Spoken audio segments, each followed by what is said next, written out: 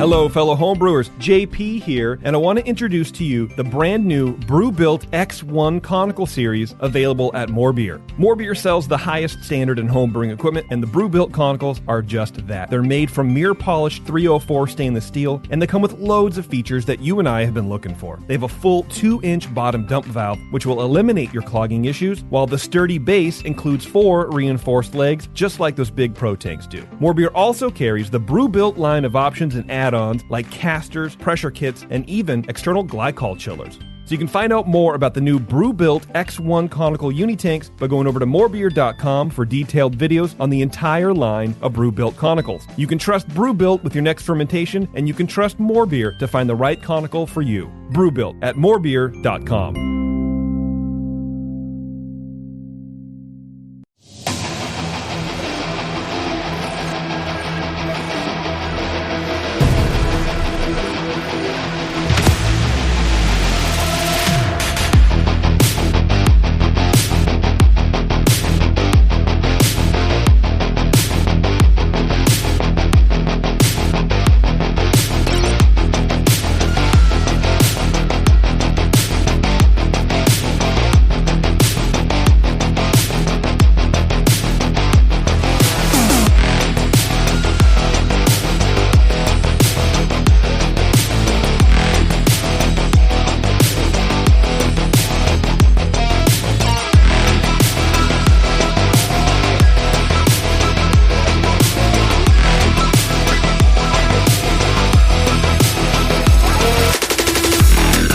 Everybody, welcome to the session. I'm your host, Justin Crosley, back in the studio today. We got a lot of shows coming at you recently, and I'm stoked about that.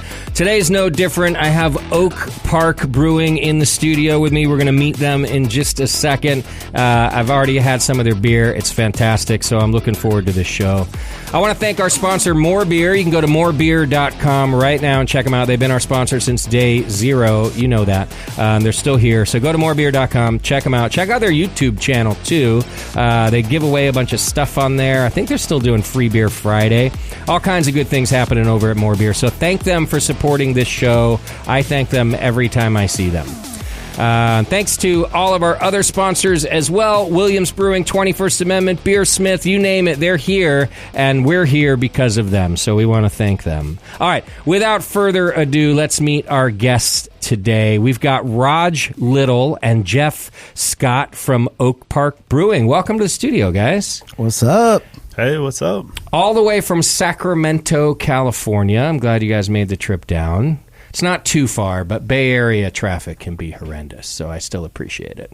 And I also appreciate this. And my listeners, if you haven't heard me say it recently, I'm telling you again, sometimes we catch shit about how many West Coast brewers I have on. But I have to admit, I'm so fed up with Zoom after the couple years of Zoom that I just kind of refuse almost at all costs to do Zoom shows now. So when I have brewers who are willing to come to the studio, for me, that just takes priority over everything. So folks at home, don't worry. I will still get outside of the West Coast, and I have been doing so when I can.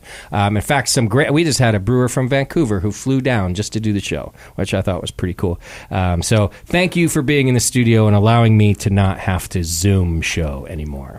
Well, thank you for having us. Likewise. I can't be the only one who's tired of Zoom, right? Like, I feel like it has done its job, and I'm thankful for it, and it still has a place. But overall, it's kind of nice to see faces as faces, not as screens. Definitely. Yeah, I agree. Between Teams and Zoom and FaceTime, yeah, let's talk in person. It's great for productivity. So I'm not trying. Like I said, it has a place, but I'm so glad to have people in the studio again. So thanks for being here and doing that. I like to start sometimes with a beer that's not my guest beer. So I gave us all Faction Beer today, who's celebrating their 10th anniversary this month. And we're drinking their Hella Strata. Have you guys had a chance to sip it yet? Here we go. It's a Hellas with, I'm guessing, 100% Strata. I didn't look it up. I probably should have. It's definitely predominantly Strata. You can taste it, right?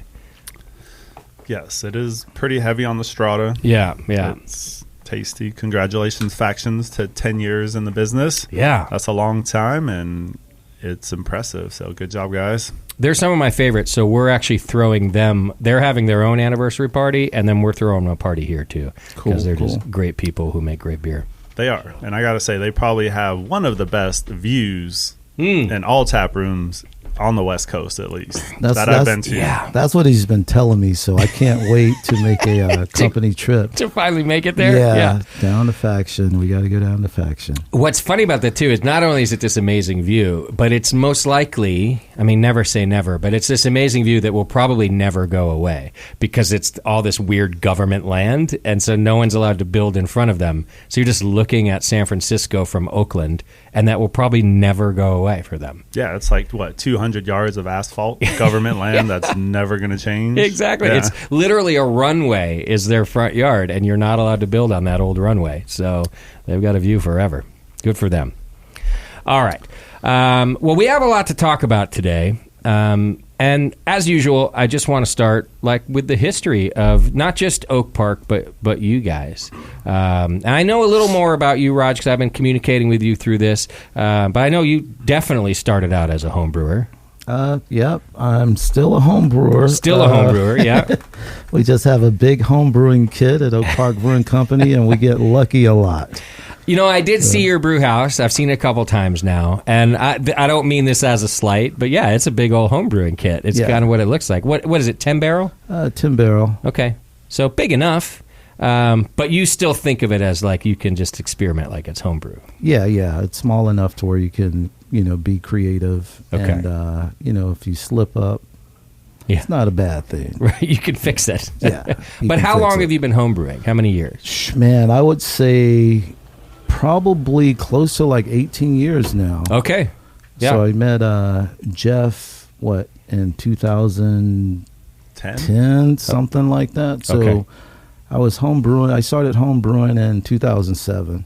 Okay. So I don't know if my math doesn't add up. Hey, it's about 15 years. 15, 16 years. Something like that. Yeah. Yeah, but it's been a long time. And like I said, I still consider myself as a home brewer. Sure. What got you into homebrewing?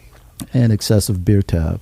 Okay. Yeah. So I was like, my buddy was like, hey, you need to close your tab out. And it was, a tab that was running for maybe 2 weeks. Okay. And I was like, okay, I like beer, but not like this. That's crazy. Yeah. So I ended up just taking a break away from the place. Took the money that was on that tab, the same amount of money, and purchased books, a home brewing kit. I got myself around people that knew more about the beer making process. So it was it started out as a hobby, but then it turned into a passion project. Okay. Yeah. So I started spending a lot of money on brewing equipment, ingredients. I was brewing pretty much with my 9-to-5 job. I was brewing about 3 or 4 times a week. Oh, wow. After work. Yeah. What was your job? I was in the screen printing industry. Okay. So, my days would start at 7. My brew days would end at 2:30 in the morning. Right. Yeah. So, got it. Okay. It was a journey. All right. And you met Jeff. Jeff, were you a home brewer at the time too, or? Yeah, I started home brewing back in 2005, 2006 in that same era as Raj. I actually I got into beer because someone bought my dad. It was Brew It Up in Sacramento. You used to be able to go there and brew your own beer. Yeah, I remember that place. Beer turned out like trash now that I look back on it. But we brewed there, and then I just kind of fell in love with the recipe formation, the cooking aspect of it, and being able to control all of your ingredients. Yeah. And that's about when I started with a brew in a bag kit. Second time, ended up buying a homebrew kit. I believe it was for more beer. Nice. There we go. It was the old Igloo 10-gallon Igloo cooler gravity-fed system. It's Yep. $300 at the time. That was the second batch, and from there just kept brewing. Like Rod said, I'd brew probably 2 or 3 times a week. Okay. What was your day job back then? I was a mortgage underwriting manager. Oh, so something that made money even. Yes, definitely. More than brewing does. Yeah. Okay. Nice. And then is Oak Park both of your first professional brewing gigs? I don't think it is, right? No, so I actually met Raj back in 2010-ish or so. It was at the Oak Park homebrew club's meeting they had. So the original owners of Oak Park had a homebrew club. Okay. And my wife, Becca, and I walked up, and Raj was the first person we met there. But we were out checking out homebrew clubs because we were opening another brewery in Sacramento that opened in 2011. Okay. Got it. So you had another project before Oak Park, but met all these folks. So Oak Park Brewing, and you guys are the essentially co-owners, but it existed before the two of you. I see. And just for clarity for our listeners too, Oak Park's a neighborhood in Sacramento, right? It's like a burb of Sacramento. Yeah, it's actually a historical part, not hysterical, but historical. Yeah. It probably can be hysterical at times. Sacramento, there's a lot of history in Oak Park. It was more of a highfalutin place to live in the early 1900s. There was an amusement park. They had a trolley car system. It was a place that you wanted to be in. Okay. So there's a lot of history there. Okay, got it. So someone had opened Oak Park Brewing there before you guys, and then presumably wanted to sell it or just closed it, or what happened there? So they were open for about, I think they just celebrated their 4-year anniversary and then closed shortly thereafter. Okay. Lots of rumors out there about why they closed, but they closed, and then we took over about a year later in 2018. Okay. And was everything just still in there when you guys took over? Pretty like much. Brew house and stuff? Everything was there. Yeah. If the way the brew house looks today is how I walked into it, it was a lot dirtier and a lot... There's a lot of work to get it to where I personally wanted it. Okay, And, but all the equipment was there. Okay. And what about the rest of the tap room and such? Tap room's gorgeous. The tap room was there. Oh, so they did the a nice restaurant job. was there. Yeah. We redid some things in the tap room. Okay. I think I spent 2 weeks cleaning behind the bar because I don't think their tap room staff ever scrubbed the bar. Yeah. I think there was like a half-inch thick, like dry beer crust on the back of the bar. I've seen that. Yeah. I've worked in places like that. Yeah, so... That's the reason I don't order draft beer at dive bars. Even if they have Sierra Nevada on tap, I always ask if they have it in a bottle. And that's pretty much the reason. Okay. But you still took over pretty much a turnkey place, right? Yes, it was, yeah. And what year was that? Sorry? It was like 2019. We moved in 2018, but we opened 18. in 2019. Wow. Yeah. Okay. It took me I think I spent like 6 months or 8 months, 9 months cleaning up the place to get it ready to where I felt comfortable brewing beer there. Yeah. Okay. Yeah. Can I ask you a business question? This Sure. for my own curiosity and those out there maybe doing this. So when you take over a place like that, like you're saying, there's a period of time before you're open, like 6 months. Are you paying rent for 6 months while you're cleaning all that place up, or are you able to sort of arrange that with the landlord that you don't pay till you open? Like, how does something like that work? So our landlord was cool with it. He actually gave us free rent until we had our ABC approval. So there's the processes of all your applications, ABC, TTB, before you could make beer, before you could sell beer. Yeah. And one of the things we negotiated in our contract for taking it over was that we had to be basically fully ready to open before they could charge us rent, which included getting your TTB license and your ABC license. So super helpful. Yes. I always ask that because you'd be surprised how many people I hear go, no, we're paying rent from day one. And I always think, well, how can you afford that? It could be $60,000 before you open. Yeah, we wouldn't have made it for the 9 months, 10 months without that rent abatement. Yeah, right? yeah. Nice.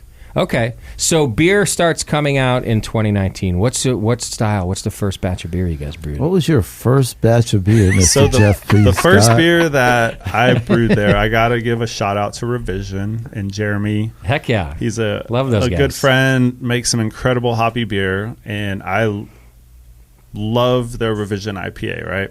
Okay, It's Simcoe and Mosaic. Yep, great beer. I was like, okay, I like that. I don't want to do an IPA with Simcoe and Mosaic. I want to do a pale ale because I didn't want to like step on any toes or anything, right? And I had never brewed on the system before. I didn't even do a test batch. I was like, I'm just going to go for it and see what happens, right? Because like Raj said, we're home brewers. We just go for it. And a lot of times you could fix things down the road if you need to. So I was shooting for like a 5% pale ale, but the efficiency on the batch ended up being like 95% versus my estimated like 80%.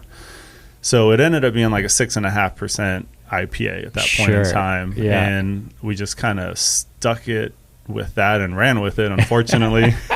Was it good? Oh, it was delicious. We still make it today. It's Nice. probably our number 3 selling beer is the Oak Park IPA. Okay. So we have that on tap here at the Hop Grenade. It'll probably be here for at least a week. I think we got a half barrel of that. So if you want to come down to the Hop Grenade, you're not in the Sacramento area, you can try the Oak Park IPA. So having a super efficient brew house isn't a bad thing, right? Like it's a mistake, but now you're probably stoked. Yeah, it was great. I enjoy it. We enjoy it now. The benefits of that, we scale our recipes accordingly now, right? Like it's one of those things as like a brewer, you have to learn how to adapt and change your processes based upon your equipment. Yeah. And then as your equipment changes too, things change and you got to pay attention to it. So, you know, like it probably saves us a bag of grain per batch being at that 95 percentile versus an 80%. Mm-hmm. That shit adds up. Yeah, that's a lot. It does, yeah. So Raj, though, it's your first pro brew gig, right? Yeah, Okay. definitely. Got it. Definitely. And did you quit your day job immediately and go to work for Oak Park, or No, it was a lengthy vetting process because initially, like Jeff, Beck, and myself, we had a business venture that lasted for like a year and a half, and then it kind of dissipated. Okay. And one day I was just like, man, I haven't talked to Jeff and Becca in a while.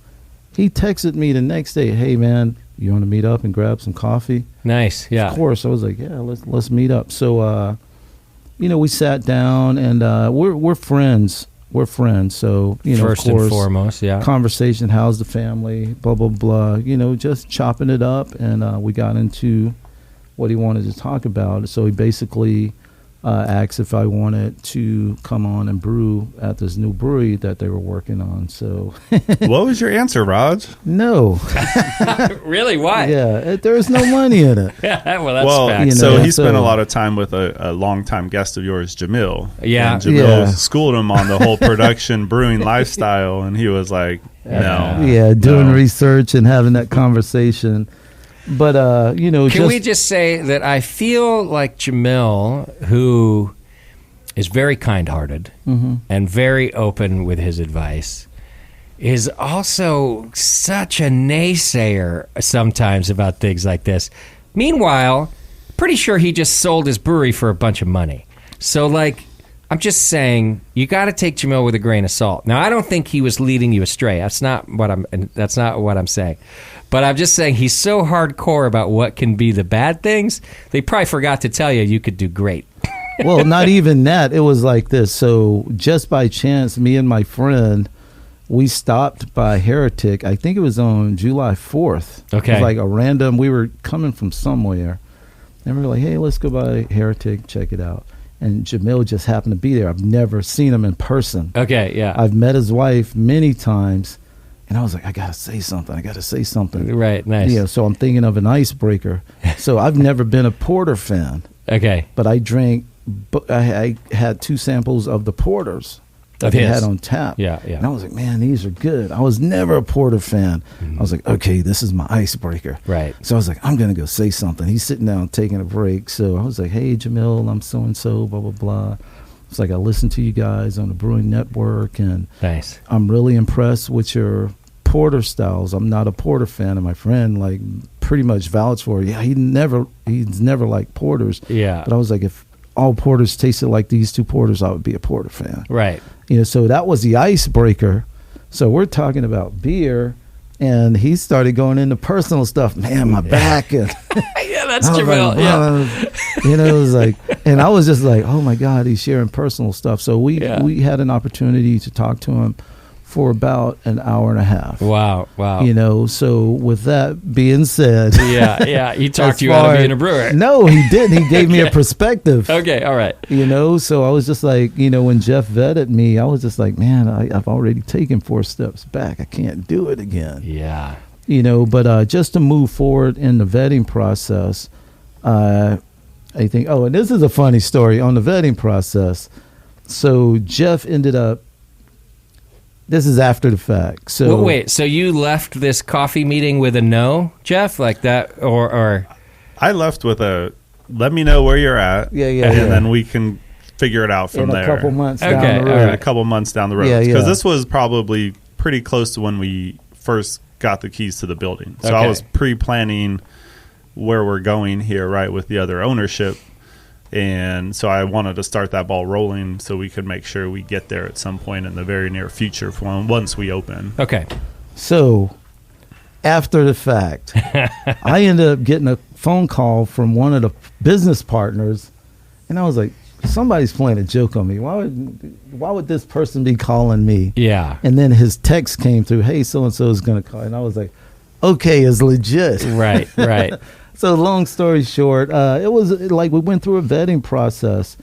And in the end, my thing was like, it's got to make sense. Yeah, of course. I can do the job, but it's got to make sense. And, just having that conversation with the last individual, he was like, man, Raj, what do you want?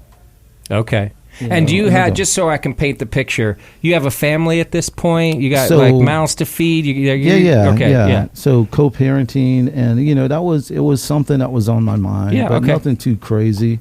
But But it's not just yourself to think about. That's yeah. what I'm getting at here. yeah, Okay. and just being a little older in life, you're like, man, Yeah. it's like you gotta elevate. Yeah, yeah. Not decelerate or Sure. drop down or take 4 steps back again. So they tell you to write your own deal. They say, what do you want? Pretty much. And, one of the things that came up was the vision when they started talking about community, helping, impacting people's lives, of course, producing quality Yeah. premium beers. I was like, okay, I can get behind that. So when it was conveyed to me, hey, what do you need? Mm-hmm. It's like I wrote down everything that I needed. It's like, okay, done deal. You're my dude. Okay. So from that day on, we've been rocking hard. Okay. Yeah. So I can say my piece. I don't have my hands tied. There's a creative aspect to it. My word means something. Yeah. It's like we all bring something to the table. We're like Voltron minus the one lion. Okay. So Yeah. there's 4 of us, and we make it work, and we stuck to the vision. It's all about the community. Nice. It's like, how can we build something, a safe space to where everybody can come and chill out and have a cold one. Yeah. Yeah. And just relax and kick it.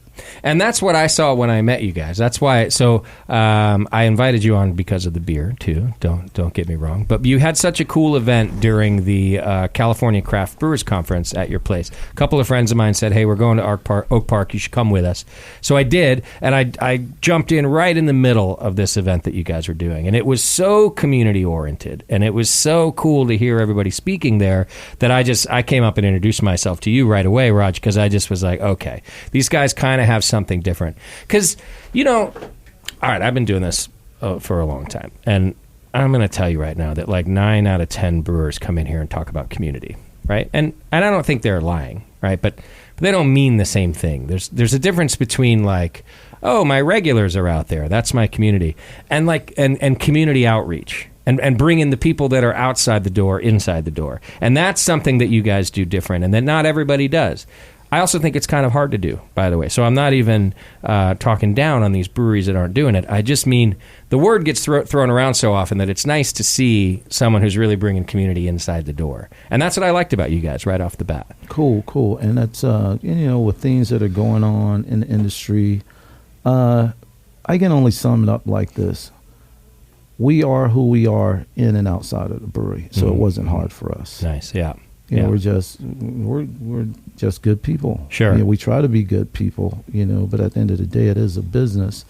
But it's like nobody wants drama. Yeah. We want a safe space. It's all about beer. Yeah. And who doesn't like a good beer? Absolutely. So. Well, and you guys, in my extensive research, I read your About page. And even in your About page, your guys are like, hey, we're pretty much in the brewery every day brewing beer. So if you want to come by and say hello, you should. Like, say hello to us. And it's true. I walked in to pick up beer the other day, and the brewery is so accessible. It's not hidden away in the back. It is not down an alley or a hallway. it's in the tap room. It's right there. It was pretty cool. Yeah. And I think that adds some, like, if not inclusivity right off the bat, approachability, right? Like, you guys are just saying we're approachable. Just come and say hello. Yeah, I mean, Raj is there more than I am, and I'm there a lot, too. I got a cot in the basement. But yeah, when you walk into the front door, the brewery is immediately to your right. Like, you turn, if you walk in the front door, you take 2 steps, you turn and look, and there's the brewery to your right. Yeah. And, you know, one thing I love about Raj is he does greet almost every single customer that comes in with, hey, how's it going? Nice, yeah. And then he'll also, you know, give them like a salutation goodbye and say, thank you for coming. We appreciate you. And that is that approachability. Like, we do a lot of conversating with guests as they walk in and as they're leaving, you know, and I think that creates that comfort with guests to where they feel they can come up and talk to us whenever they want. Yeah. Which builds community, right? Absolutely. It builds friendships, it builds relationships, it builds community. Yeah. So with that being said, Jeff, you said one thing. Can you name another? One thing we do. Another He's putting me on the spot. Damn. Yeah. This is what we do, man. We educate, create, and have fun. Yeah, yeah. You know, so it's like we're like the Bottles and James of the beer world. You know, I don't know which one's Bartles, but it doesn't even matter. Yeah, we have fun, man. We do. Yeah. As you should. And every, I think, craft brewery that has started recently has to have something like that to make it. Like you guys saying, you opened in 2019, and even by then the competition was fierce enough that if you don't have something extra, something different, so yeah, I'm sure it's working well for you guys. I mean, in the Sacramento area, last time I looked, there was 85, 90 breweries in the greater Sacramento area, wow, right? Yeah. And when I started back in 2011, I think we were like brewery number 7 in Sacramento. So in the 10 years or so, well, actually, no, less than that. It was like 8 years. You know, you went from 7 breweries to 85 right in the greater Sacramento area, which is crazy to think of that type of growth in a business. Absolutely. But yeah, now, you know, it's been fairly saturated. So, you know, what makes your brewery stand out? Yeah. Great beer obviously helps. Yep. Right. And then it's what you're doing with your community. Sure. All right, well, let's do this because I want to try some of this great beer. We're going to take a quick break. When we come back, more from Oak Park Brewing and some of their beer in my glass. We'll be talking about that. You're listening to The Session. Hang in there. We'll be right back. Welcome back to the program. Thank you for hanging out with us. You're listening to The Session, and we're still hanging out with Oak Park Brewing out of Sacramento, California. We've got Raj and Jeff here, and we just got some of their beer in our glass, which I'm stoked about. Before we get into that, hey, real quick, one of our wonderful sponsors, Beersmith. Go to beersmith.com. You can get your free 30-day online trial to use their Beersmith brewing software.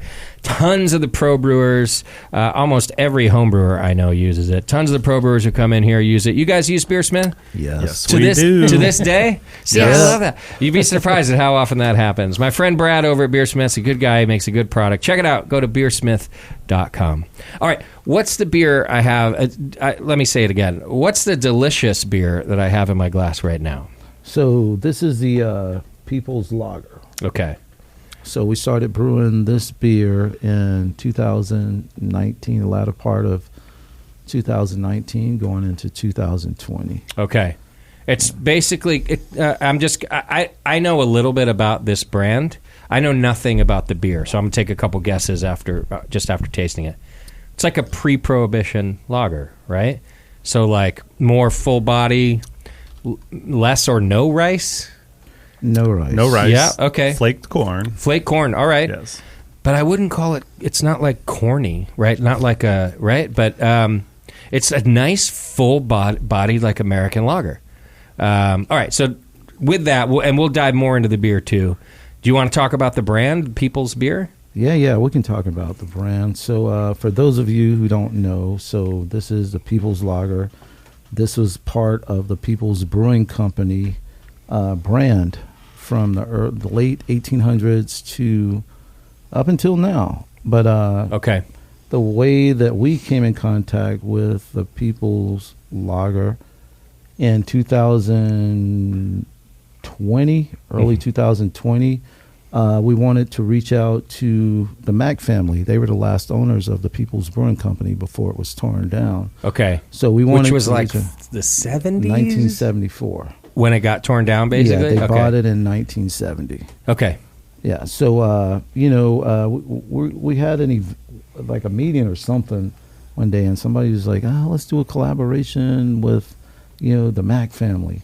And, of course, we shot our shot. It was going to be hit or miss. Yeah. But we hit the spot. with the People's Beer. Yeah. So so let me just back up a little bit. Okay. So Theodore Mack, we're saying, bought the People's Brewery in like 1970. 1970. And October 10th. October 10th, 1970, he buys the People's Brewery. Where is the brewery? Oshkosh, Wisconsin. In Wisconsin. And in doing so, he becomes the first black American to own a brewery? Yes. Is that right? Okay. Yes. So, and this October 10th day is important. Hold on to that, listeners. We're going to talk about that too. Okay. So he takes over the People's Beer and sounds like only runs it for 4 or so years? Yeah. So it's a lengthy story. Okay. But he just dealt with a few things like racism, black bagging, false promises, and I'll say this, lack of knowledge for running a brewery. Okay. Yeah. But yeah. In 1974, like I said, they closed down and this beer was not produced anymore. But the brand sat lingering somewhere. Yes. Okay. Yeah, so in the latter part of 2019, early 2020, we decided to reach out to his estate. At that time, we found out that he passed away a year and a half before. Ah, okay. We made contact, but we put it on the table. We're like, hey, we want to do a collaboration beer. We want to pay tribute to Mr. Mack, being that he was the first person that we know of. We have documentation that he was the first African-American brewery owner in the United States. Yeah. And we wanted to rebrew this beer. Nice. So with just building a relationship and them giving us their blessing, we released this beer on October 10th, 2020, which was the 50th anniversary of the date that he purchased People's Brewing Company. Nice. So the beer. And is it Mr. Mack's recipe? The recipe is actually close to about 100 years old because there were 2 people on the brewery 50 years before he purchased it. Yeah, okay. So it's super simple. We had the yeast. The yeast had to be refabricated. Oh, right. So it took about 3 months to refabricate. From where? Brewcate. But somebody had plated the yeast or what? Yeah, Why yeast had plated it. That's cool. Okay. And, once we had the yeast, we were like, okay, the recipe is super simple. Mm-hmm. And like you said, when you tasted it, it just tastes like history. Yeah. Something back in the past that was full-bodied, had flavor, it was dry, it was crisp, it was like definitely sessionable. Yeah. So... still an easy drinking lager, but with some body. Yeah. Yeah, so we're super proud of it, and it's provided a lot of opportunities. Okay. For us, one of the opportunities is having the opportunity to share Theodore Mack's story and his journey with purchasing the brewery, and even in his personal life. I was like, man, he did a lot. Okay. A lot of people don't know that he was a big part of the Civil Rights March in Washington, D.C. He curated all of the transportation for all the individuals that wanted to go from, like, Wisconsin, basically the state of Wisconsin. Wow. He's a veteran. He graduated from Marquette University. He was a social worker. So he did a lot. Yeah, what a legend. It's a great story, man. So if you ever get a chance to, read about it, definitely pick up whatever book it is that's telling the story. Yeah, Theodore Mack and People's Brewery. Yeah. I guess at the time. Yeah. Now it's People's Beer because you're just doing the one We're doing brand? the brand. Yeah. So it's the People's brand. So with the People's brand, we have other entities incorporated into it. We have the People's Icon line. Okay. So in the Icon line, we've worked with Tupac's estate. Wow. Sammy Davis Jr. Sammy Davis Jr. I was right there. I was like, I know it's Sam something. Otis Redding. Yeah. Oh, wow. Yeah. And that's doing what with those entities? So they basically wanted to have a beer created. So like somebody saw the Tupac beer and the message or the act just caught on like wildfire, and people wanted to be a part of some type of collaboration with us. Yeah. So we have people on deck. Nice. Should I put one of them out there? Yeah, let's do it. No one listens to this show anyway. You Wu-Tang. They're interested. Yeah, nice. You know, so we've got a lot of opportunities with the People's brand. And, of course, Milton Bowens, he curates a lot of the artwork for the People's Icon line or anything People's brand. Okay. You know, so if you don't know or you haven't seen his artwork, you can check him out on Instagram. Milton Bowens, 5'10". It's going to blow you away. Once you see his art, no matter where you go, when you see it, you're like, oh, that's Milton. Okay, nice. Yeah. I met him at the pub the other day. Yeah. It was really nice to meet him. Yeah. So with the Icon brand, you're putting out a beer for each of these? Is that what it is, or something else? It depends on. We have released beers like our Beerish, our non-alcoholic beer. That's a part of the People's brand. Okay. We've also released like an IPA. That was real good. We need to brew that again. We do, yes. So we're definitely making a brand. So it's going to take some time. We're taking baby steps. Okay. But we do get opportunities. Got it. Yeah, Okay. it kind of started in probably, I think, was it 2020 for February for Black History Month.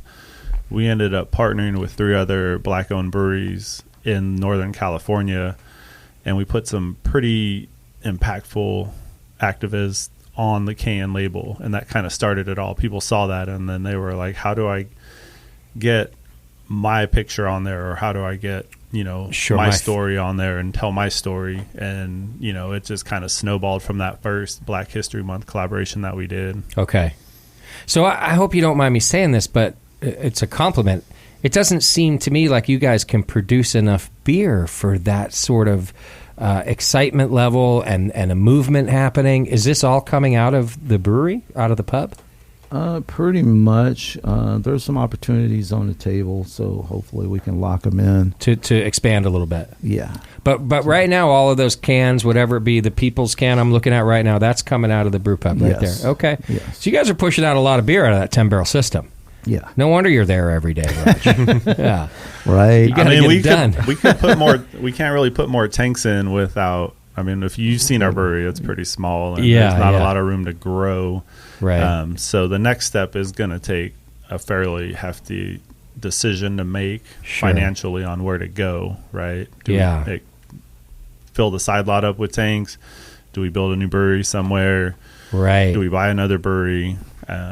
See, and right now, that's an interesting question for you guys. If you were another brewery without these cool projects and this outreach happening, I'd say to you, don't do anything. You just keep that brew pub rolling, because that's the climate right now.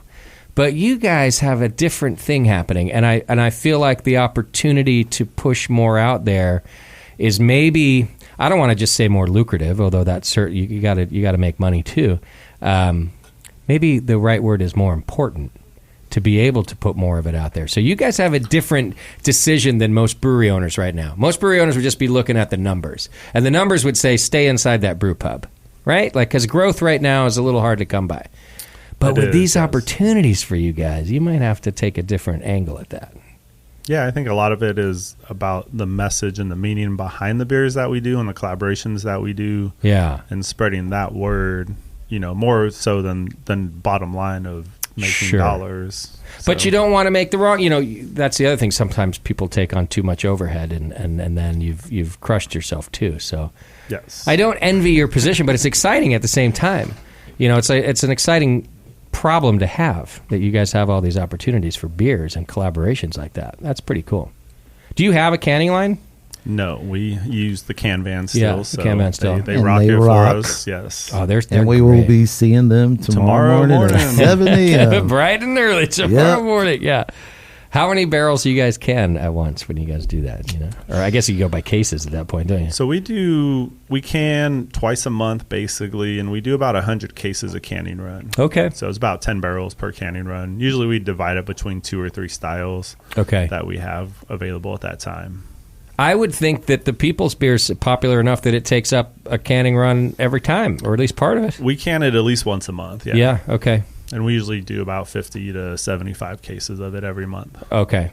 And is it on tap at the pub all the time too? No. Not all the time. Okay. Yeah. We wish we could have it more, but Yeah. lagers take some time. Yeah. Well, can we go back to the recipe a little bit? You Yes. said it's simple. You want to tell us about it? Yeah. Yeah, so We can do that. We're here. the recipe, it's very simple. It's only 3 malts in it or adjuncts. It's 6-row, which I really never 6-row. used Interesting. before, right? Yeah. So you're talking, like you said, pre-prohibition lager, right? Yeah. It's 6-row, it's Munich 2, and flake corn. Interesting. That's it. Yeah. What's the difference in 6-row? Not flavor-wise. I'm talking like fermentation and stuff. Did that throw you for a curve? Does it behave any differently than 2-row? Not that I noticed. No. Okay. I think the kernels are a little smaller, right? Okay. But our mill's pretty tight, and that's why we get our 95% efficiency. Yeah. Okay. So other than that, then it's just a flavor profile from 6-row, I guess. Yeah. Okay. Is it hard to get? Is that a normal thing, 6-row? No, No, BSG has plenty. Yeah. They've never had an issue getting it for us. So Okay. yeah, So and 6 it's not used a lot. I industry. mean, in the course of this show, I've heard it 3 times. I want to say, and then Munich. You said, is that the other? Munich 2, yeah. And then Munich 2, and that's it for that. Okay. And hops? Cluster. Straight one, the single hop edition. Like from the early 1900s. It No was probably kidding. one of the more widely grown hops in the Sacramento Valley at that time. Okay. But yeah, cluster. Interesting. $7 a pound. Oh, that's even better. Do you guys use cluster for anything else besides this beer? We do sometimes. I can't remember anything. We off the do top now. of my We use head it in our now. Monday Vibes Blonde Ale. So we use it as a bittering hop Right. now that we have it. We used to solely use Magnum. Okay. But now, since we use it in Peoples, we have started using it in some of our other light beers as the bittering hop. Okay. $7 a pound. For reference, what's Mosaic ish? On our hop contract, it's like $15.50 a pound. That's what I thought. So I'm like, cluster's a great bittering hop now all of a sudden. Yes. Because what do you need? You need alpha acid, and that's it. What's Yeah. the average alpha of your cluster? Do you know? It's like 7.6 or somewhere in that range. Call me Magnum. It's Mid-sevens. fine. Yeah. So, it works. It's a clean bitterness that it doesn't have any weird funkiness Yeah. to it, like Chinook Okay. might or CTZ might. And Yeah. Magnum's pretty clean too, which is why we always use Magnum. But You sure? Yeah, lots of people do. Mm-hmm. And then how about this yeast that they had to grow up for you? Did that give you any trouble? Or is it just kind of a standard lager yeast? No, it didn't give us any trouble. They did all the work. yeah. Getting it We back. just Okay. pitched it. Yeah, I reached No. out to Y Yeast and said, hey, we're looking for this particular yeast strain because I couldn't find it anywhere. No local, or not, I should say no local, but no yeast propagator, manufacturer, whatever you want to call them, had it. And so Y Yeast said they had it in their yeast bank. Wow. And so I was like, hey, we want, like a 10-barrel pitch of this. And they were like, well, it's going to take like 3 months to get it ready for you. And I said, okay, that's fine. Just get it ready for us. And when it's ready, send it out. And then we'll make the beer at that point. Wow. Okay. And other than that, it behaved like a normal lager yeast? Okay. Yep. And you guys don't have, do you use like tasty method of lagering, like speed things up at all? Or are you very traditional slow lager? We try to lager 6 to 8 weeks. We usually start fermentation around 48 degrees. Okay. And kind of let it run about 2 weeks at that temperature. Okay. And then we've tried different methods after that where we kind of let it free rise to 55 for diacetyl rest. But then we've also talked to people at like Beer Stout out in Denver that makes phenomenal lagers. And Yeah, we have one of theirs on tap They now. do a different method where they actually drop the temperature instead of doing the diacetyl rest. So Interesting. yeah. Did So you guys try that too? We did. Yeah. I didn't notice any real difference in the flavor profile of the beer, but Is that drop of theirs an actual diacetyl drop? Or it's just something they do? I think it's just something they do in the lagering process of the beer. Okay. Okay. Yeah. Great brewery, by the way. Super Yes. proud. We're one of the only places in California on the West Coast to have their beer on tap right now. Yes. Did you get to try it at GABF, Raj? Which one? Beer Stout Lager House? Man, there were so many beers. I didn't drink a lot of beers. Most of the time I was working. Okay. We'll try one before we leave then. Yeah, we've got their Oktoberfest on. Okay. So, Nice. yeah, that's what he sent us. I mean, it's no slow pour pills or anything that they do, but yeah, if you don't know Bierstadt, check them out. They're good people and good beer. Well, that's a great lager. Super clean, really nice. It's clear that you guys spent some time on it. You didn't rush through it. Which is probably painful sometimes to watch one of your very few tanks just sit there full for 6 weeks. Typically we have 2 tanks going simultaneously with it. So we have 8 tanks total. So you've got to pretty much tied up with people's all the time. So to do that, you probably have to stack up all your other beers for quite a while so that you can get to that. Yeah. Okay. We played tank Tetris. Yeah. Now, you did mention that you could, just to explore, just to brainstorm together, you could put some tanks outside and such. One of the cool things about your spot in Oak Park there is you're on a corner, like a triangle corner. So you got a cool, very large, I consider it large, beer garden, outdoor space, a decent-sized indoor space, and then potentially, I guess, room to put tanks outside of the building. Is that an option? It's been talked about. At the end of the day, you got to do what's best for the bottom line. But I would hate to see the mural on the side of the building destroyed, and then we lose that space for. So I don't know if you got to see it when you came down. Yeah. When you walk in the front door to the right, we have a side lot. We call it our side lot. Yeah. It's courtyard. About 30, 40 feet by 200 feet. Yeah. And we do a lot of like private events out there, catered events, music shows, things like that. Got it. And that's where we would plan to put the new tanks if we got them. Makes sense. sense. So then we just got to cut a hole in the wall and then run it right there. Everything. But with that comes new glycol chillers, new boilers. Our glycol chiller is probably 50 years old. Not gonna lie. Wow, it works great, but it can't handle any more tanks and things like that. So then you get into that aspect, and you're like, okay, well, now it's not as simple as putting 2 tanks outside, right? Now you got to invest in your glycol chiller. You got to replumb everything. You got to put the tanks outside, and there's a lot of opportunity at this point in time with other breweries to where they have extra space, or they may not make it through the next year because COVID was extremely difficult on a lot of breweries. Absolutely. To where that's another option, right? Yeah. Versus building your own, because building your own is going to take you 2 years to build, and at that point you're not producing any beer during those 2 years either. So. Right. It's funny, not funny, the domino effect of these decisions, right? From the outside, you just go, oh, yeah, you guys just need more fermenters. Yes. No problem. But no, it's a full-on domino effect. It is, yes. There's a lot of extra things that go into account. You have to take into account when putting even one tank in at some breweries, right? One tank changes your glycol flow, which then, you got to replumb things. And, it's all about planning and trying to think forward. So that way, when you do have to make these changes, you can without impacting too much of your operations. Absolutely.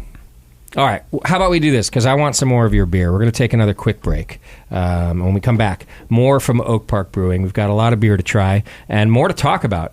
Particularly, we haven't even gotten into the MB2A yet, which is a whole new project and organization that I know Raj's been heavily involved in. I got to learn about it for the first time for me at Great American Beer Festival, actually. So we're going to talk about that and lots of other things. Also, an event that you guys are putting on next weekend. So hang in there. You're listening to The Session, and we'll be right back. Welcome back to the program. Thanks for hanging out with us. You're listening to The Session here on the Brewing Network, and we're still hanging out with Oak Park Brewing. We've got Jeff and Raj in the studio, and we're about to try some more beer. This one, a collaboration beer, I do believe, with Sudwerk. Is that right? It's with the UC Davis Master Brewers Certification Program. Okay, In conjunction Davis, with, in conjunction with Sudwerks and Oak Park Brewing Company. Got it. Okay. And this is called? The American. The American. Yeah, I'll do the can on the camera over here. And what is this? Amber Ale. All right. So tell me the nature of the project. So we ended up speaking at UC Davis 2 years ago, and we were just talking about how Oak Park's involved in collaborations and community and how we are building our brand. And through that conversation, we ended up offering the UC Davis Brewers program to come out and just watch us during a brew day, get some hands-on experience, because they don't theoretically get a lot of commercial experience in the brewing program, right? Sure. It's a lot of book knowledge. They brew on like a pilot system. They have a nice pilot system. Very but nice still pilot not system. a pro environment. environment. And so we invited them out. They came out, and then we ended up talking to them about doing a collab at that point in time. And so we did a collab last year with them. Well, we brewed it over 2 days. We split the class in half. And then for this year, we ended up partnering with Sudwork because they're in Davis. They are adjoined with the Brewers program there in Davis. They share the same building. Great brewery. Phenomenal brewery. Brewery of the year last year at GABF. So, yeah.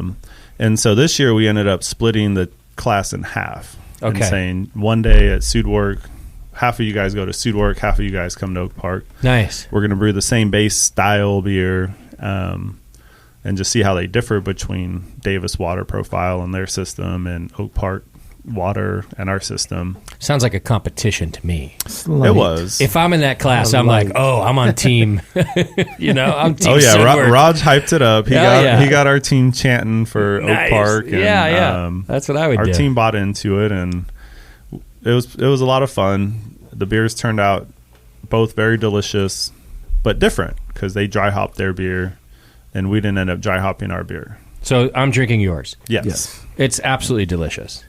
Before I get into how delicious it is, though, who did the artwork on the can? So that was actually by one of the participants in the class program. Yeah. Yeah, so they had somebody else curate the artwork. So I don't know the exact. It should be on the can somewhere, but I don't know the exact. Yeah. Fucking fantastic because, and I've put it. If you're watching YouTube, or you can go to our YouTube page and check it out. I've put it on there so you can see on the video.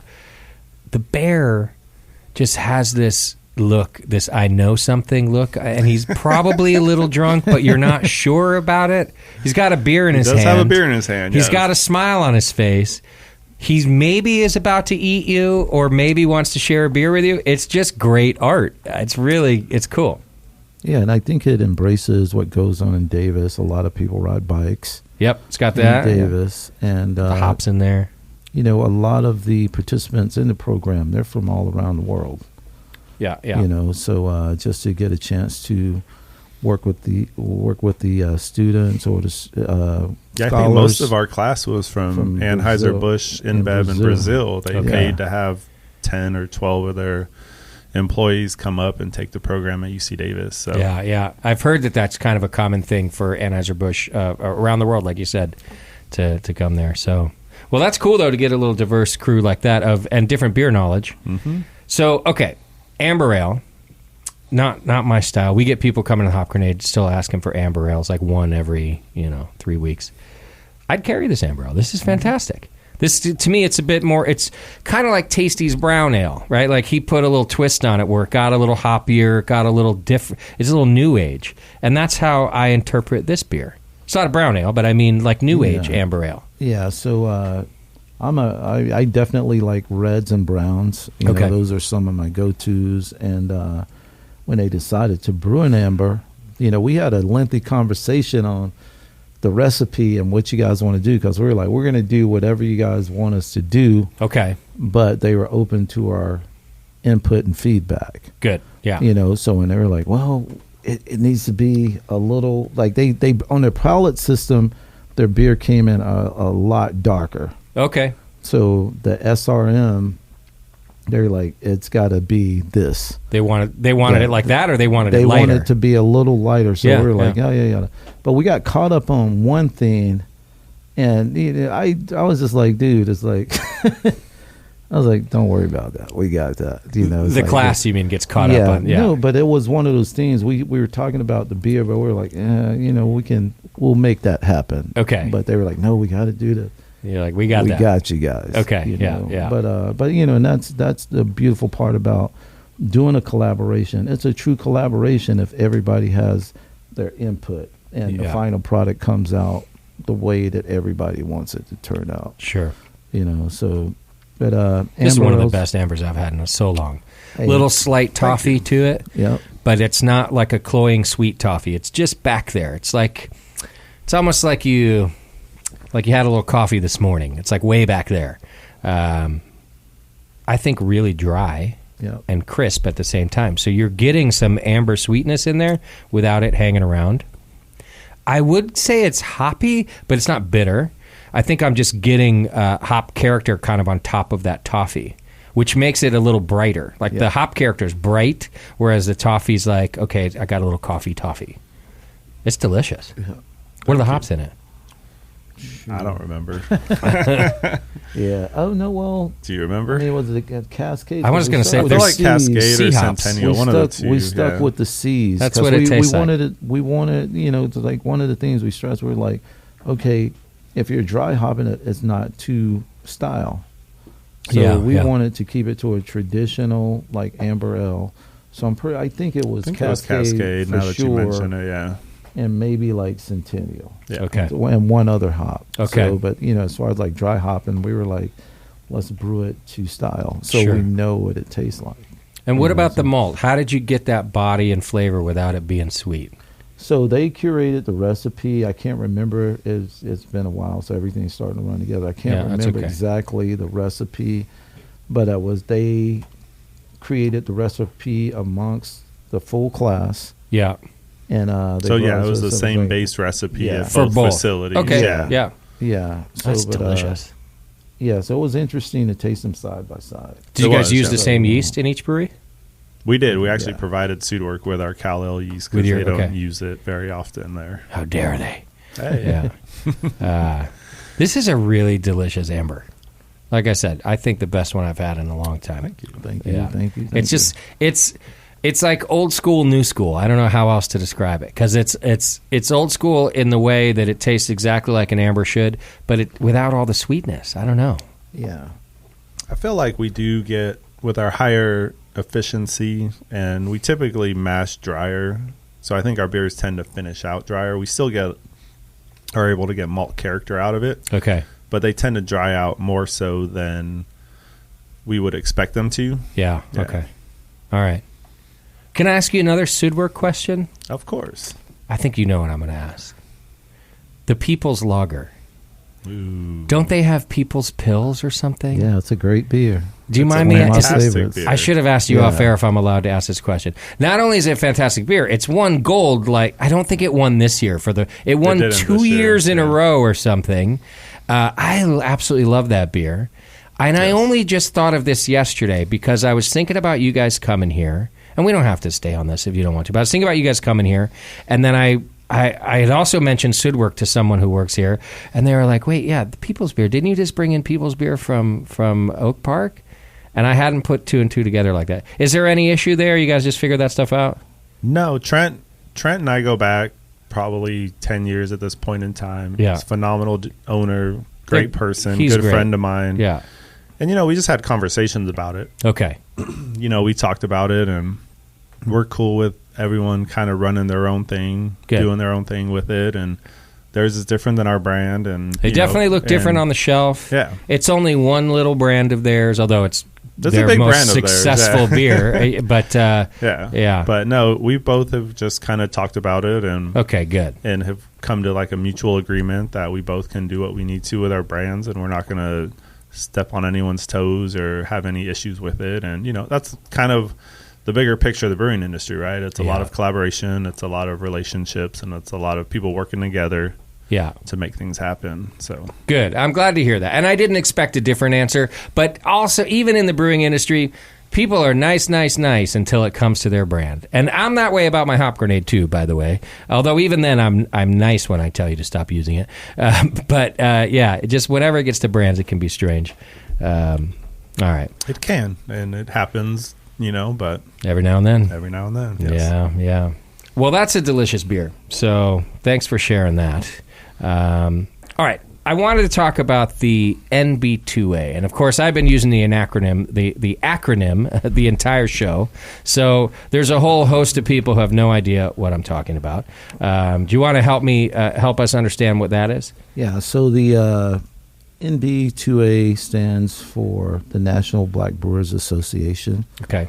So which is brand new, right? BBA. Yeah. And for the 1B, the 2, and the A. Yeah. So as of May 2023, we launched the National Black Brewers Association. For me, I'm super proud that it's activated. Mm-hmm.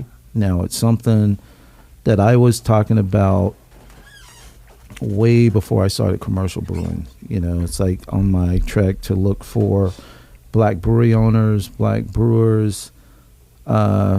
Just reaching out to other people that I found that were home brewers, commercial brewers, black brewery owners.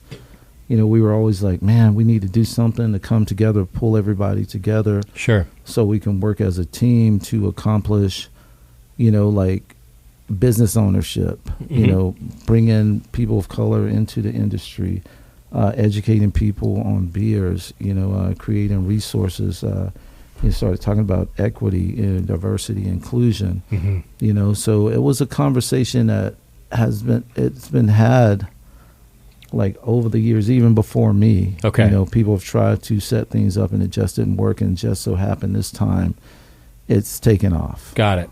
Yeah. And was that just sort of the right combination of people together to help launch it, or what do you think made it finally take off for you? So one person made it pop off. Okay. What I was talking about doing, I talked about it for 3 years, and they made it happen in 2.5 months. Okay. So with that being said, it's up and rolling. So I'm like, let's go. Yeah. Everybody's here. So there was a number of people. We were all having the same conversations, but we weren't working together. Mm-hmm. So over a short period of time, we've all come together, and we're having these conversations now. Because like ultimately, like we're like any minority in the craft beer industry, altogether we're less than 1%. Yeah. That's crazy. Yeah. But like right now, everybody wants to be a part of that. It's like equity's there. How can we get to that equity? And And this is, in my opinion, just on a side note. Sure. If you keep people out, you're missing out on a lot of things. Heck yeah, different cultures bring different things to the table.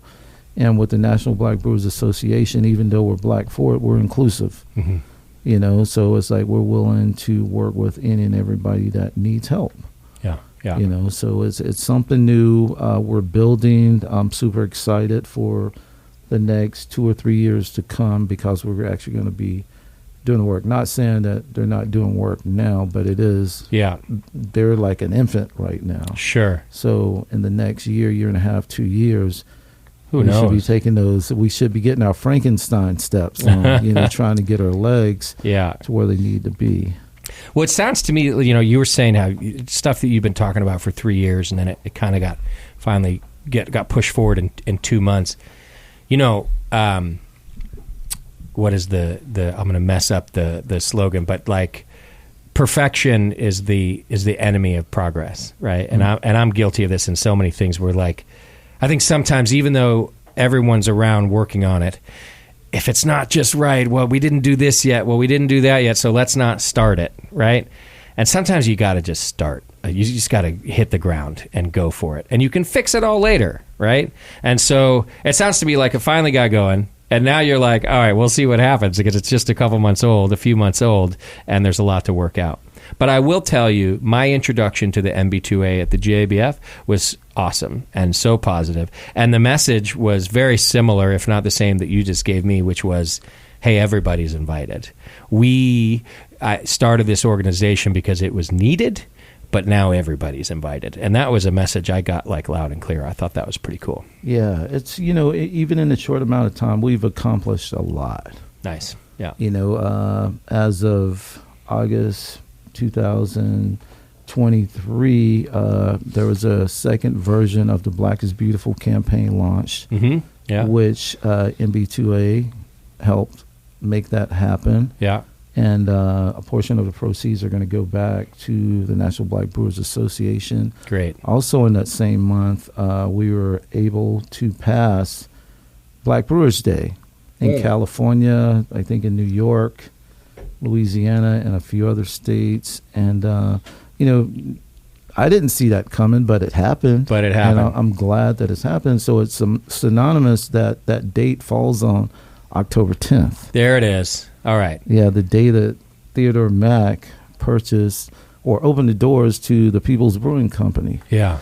So as of October 3rd, this past So 2 Tuesday, days ago. 2 days ago. Yeah, it's Wow. official. There was a proclamation put in a few states to where we can now recognize National Black Brewers Day. So that's what I was 10th. going to ask you. You just used the word. So we're calling it National Black Brewers Day, but it's only recognized so far, of course, In a few states. In a handful of states. Okay, Yes. California being one of them, right? California, New Cool. York, Yeah. Louisiana. Okay. And we have 2 more states to go. Once those 2 states are in, then we can take it national. Nice. National. I love that. Yeah. So, in a short amount of time, like I said, we've accomplished a lot.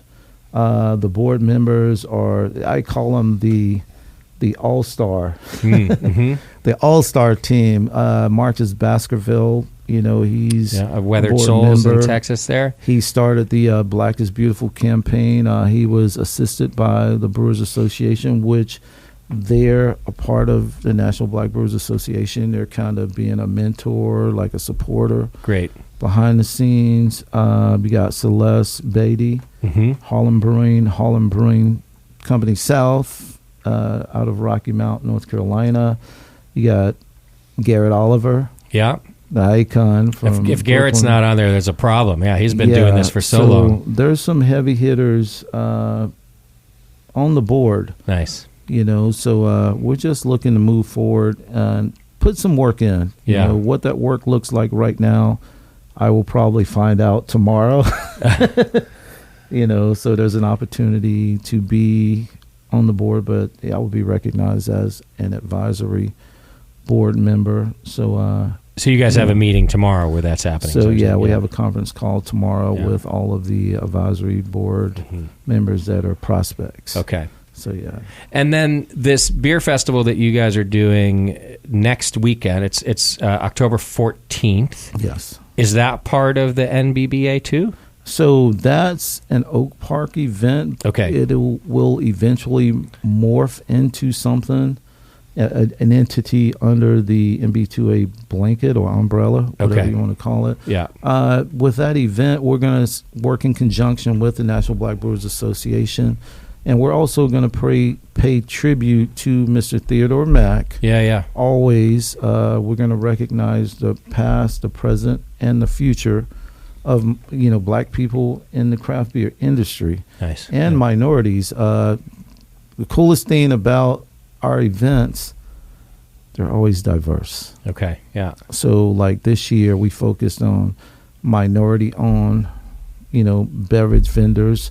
So when I say beverage vendors, because we're going to have beer, wine, cider. Nice. We're going to have kombucha. Okay. We're Yeah. going to have coffee. Yeah. And we're going to have non-alcoholic beverages. So, it's just a different approach on having an event of celebration. Sure. So we want to, it's like include everybody. It's like even if you're not a minority-owned business, if you're doing the work and your values line up Sure. with what we're doing, come on, let's go. Yeah. You're an ally. Let's make this happen because one day you're going to need some support. And who better to call than Oak Park Brewing Company? There we go. Nice. So, all right. Before we move on, because I want to talk more about the event itself, make sure everybody knows how to do that. If anybody wants to get involved in the MB2A, where can people go for that? So, you can check the National Black Brewers Association out at www.nb2a.org. Okay. It'll have all the information. We have opened up the website to membership. So if you're a home brewer, commercial brewer, commercial brewery owner, or anybody in the industry that wants to be a part of it, there's a place for you at the National Black Brewers Association. Excellent. All right, so go check that out, and I'm excited just to see the growth and what's happening next. Okay, and then just so everyone has the information about your event on the 14th, what's it called? Yeah, it's called the People's Beer Festival. Nice. What do you call it, Jeff? The People's Beer Festival. Yeah, so we changed up the name this year. The former name was the People's Harvest Time Jubilee, which I put a lot of thought and effort into that name. So when I hear people call it the Jubilee, I'm like, you're there in the beginning. Okay. But anyway, one thing that we noticed last year, nobody knew what it was. Yeah. So so it was either Brew Festival or Beer Festival. Yeah. So I'm cool with the name, and everybody knows what it is now. So the problem was that no one knows what a Jubilee is? Let's just get to the bottom of this right now. It didn't have Beer Festival. Yeah, it didn't have Beer Festival or Brew Festival. Right. Yeah, there you go. Okay. And and I got it. Typically, like setting up these events, it takes a team. But I see where you were going, because you just described that it's not just beer. So you were trying to be more inclusive by not calling it a beer festival. It's the problem with marketing sometimes, is that our best efforts can just, no one gives a shit. Yeah. Because it was all about sowing seeds and reaping the benefits. So it's all about the people, the harvest, the celebration. Sure. So in short, now it's the People Beer Festival. Okay, yeah. So people, beer, festivities. Yeah. So it still works. Yeah. And where can people go to get tickets for that? So you can go on Eventbrite. Your keyword or your search word is going to be the People's Beer Festival. There you go. You can also go on to the People's Beer Fest.com.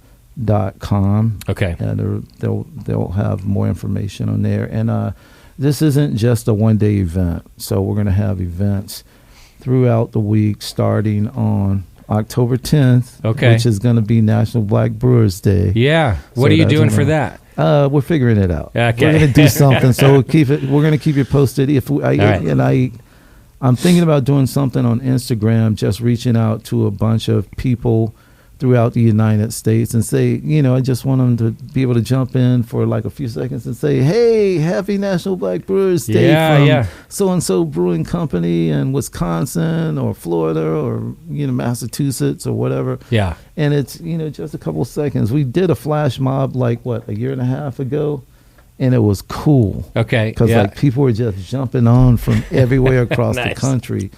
And just to have that and post it up and just see who chimes in, it's going to be great. So you're starting the festivities on the 10th. You're going to do stuff probably every day till the 14th. So we'll start on the 10th, Thursday night, which will be the 12th. We're going to have the Black Label Art Showcase at the Brick House Art Gallery in Oak Park. So we're going to have a DJ there. We're going to have can label art and a few other pieces of art.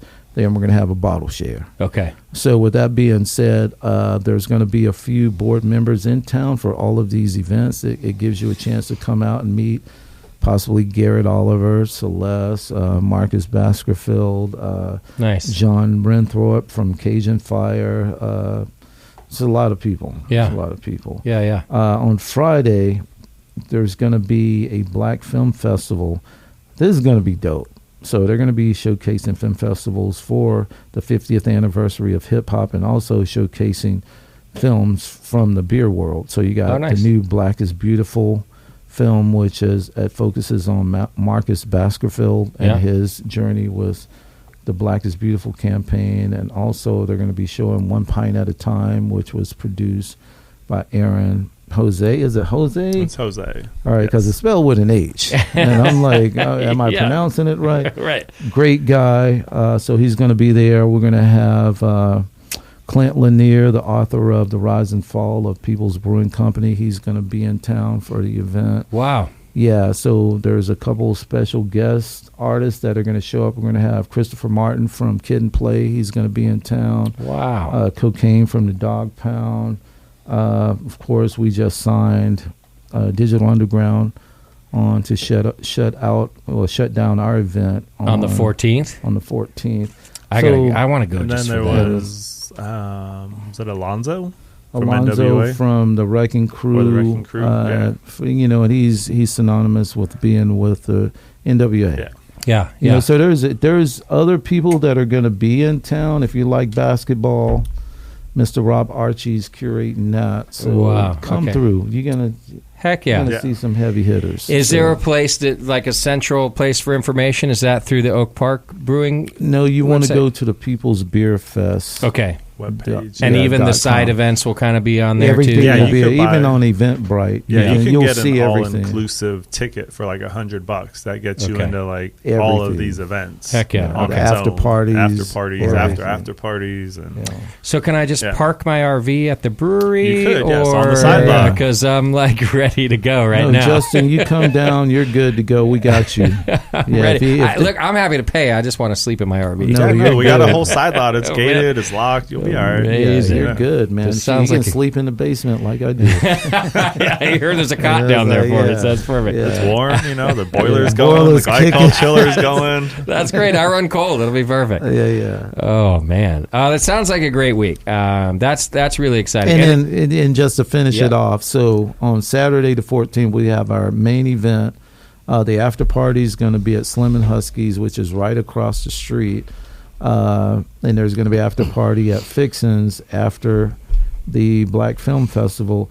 So Sunday morning, we're going to have a brunch at Oak Park Brewing Company. Okay. So, and that's going to, entertainment's going to be by Adrian Bellou. He's a guitar finger tapping technician. He's amazing. So that's how we're going to end it off. And I'll be on a plane flying to Nashville at 5:30 in the morning. On Sunday. You did forget one. Oh, you messed that up. Which event did I forget, You Jeff? forgot the Fixin's beer and Pairing food pairing with on- Marcus and Celeste on Friday Yeah, night. yeah, Oh, nice. On Friday. Yeah, Okay. yeah. So there's a lot of stuff There's going a on. lot of stuff going on, but yeah. So it's easy to forget. It is. You know. But yeah, no, Raj is taking off. It wasn't necessarily his choice to leave Sunday morning. He is flying to Nashville for round 2.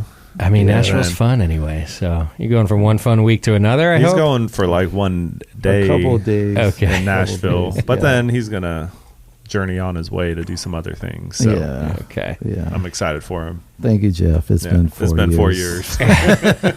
All right, give me the main website again that everyone can get. Okay, you can People's go Beer Fest. peoplesbeerfest.com, or There you we can go to Eventbrite and keyword the People's Beer Festival in Sacramento, California on October 14th, 2023. There we go. Plus all the surrounding events. Check it out. I'm going to be there for at least some of them.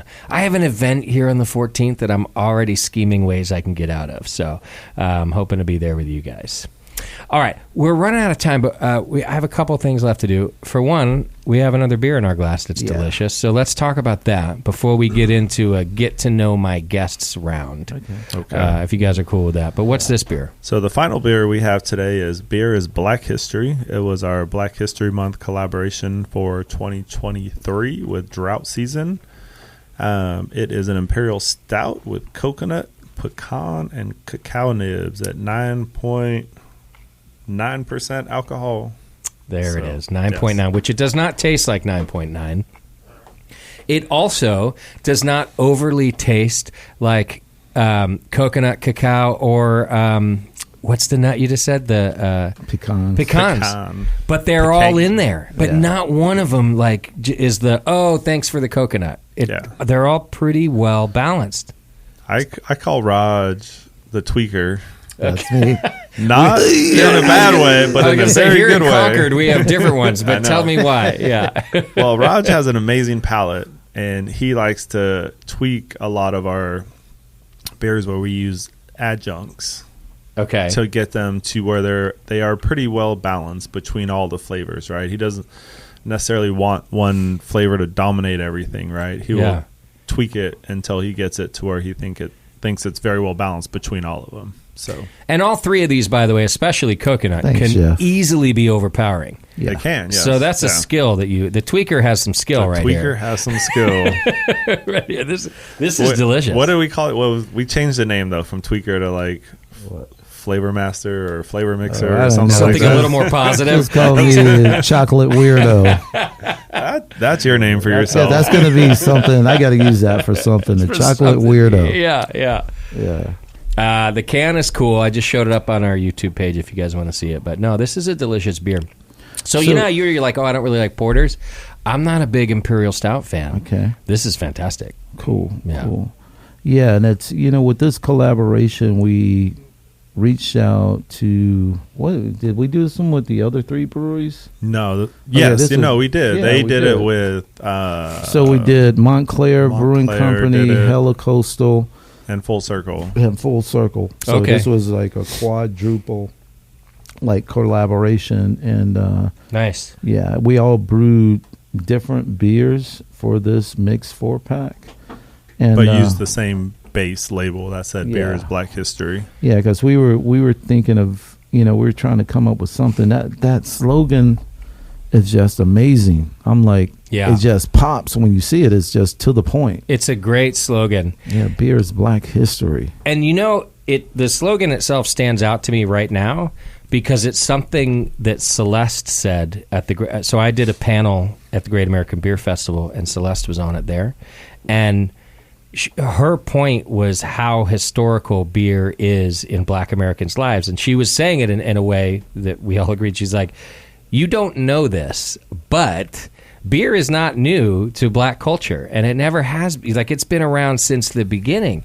And then she talked about home brewing and community brewing and all of that, and I was like, so beer is Black history. It's the same. So it's just, for me, it's fresh in my mind coming off of that talk with Celeste. Yeah, and it's just in your face. Yeah, So great we slogan. couldn't come up with anything, so I was like, Name I it don't that. know, was it me or whoever? Hey, maybe let's reach out to Drought Season and see Yeah. if they want to do a collaboration. I mean, it should be a year-round brand for them or you or somebody because it's fantastic. That's their slogan. So Yeah. when you see that, that's Yeah. Drought Season. And it's ironic because they reached out to us to do a collaboration before this. Okay. But after doing my due diligence and talking to my mentor and coach, he said he wouldn't do it just because it was, a lot of politics, and I was just like, okay, we can't do that. But Yeah, it opened yeah. up the door to do this collaboration. I see. Okay. Yeah. Keep it simple. Keep it beer. Yeah, keep it beer. Yeah. Yeah. That makes sense. Yeah. Well, it's a delicious beer. All of them were fantastic. I appreciate you guys being here to talk about all this with me. By the way, you can go to OP Brew Co., opbrewco.com. Learn more about Oak Park Brewing. They got a great website. You can learn about them, their events, the menus on there, you name it. So go check it out at opbrewco.com. You guys want to do a little get to know the brewers with me? Yeah. I like ending the shows this way nowadays. Let's go. I get to ask non-beer questions and find out some things about you guys, and I think our listeners like it too. We get to learn some new things. We're going to start with some simple stuff, right? I'm probably going to ask you both. I might direct it at one of you. Both of you can answer this though. What's your most frequently used emoji right now? What do you emoji people the most? Thumbs up. The thumbs up. Yeah. Mine's between that and the rock fingers. Okay.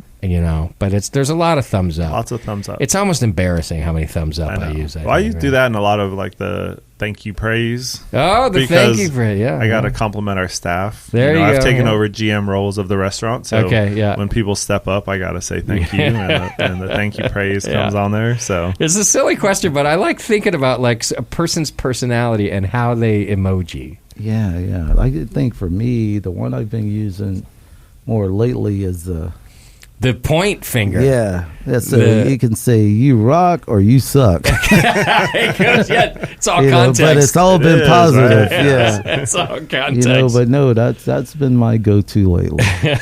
All right. This is a new one. I put it in here partly because I'm a car guy, but also because I think your first car kind of says a lot about your history in life. So what was your first car? That we drove or that we purchased? That's a great question. Open-ended question. So the first car, either. The first car I got, this is a great way that you put it, Jeff, was nobody who knows me will be surprised. A very shitty, like 1970-something Chevy Nova.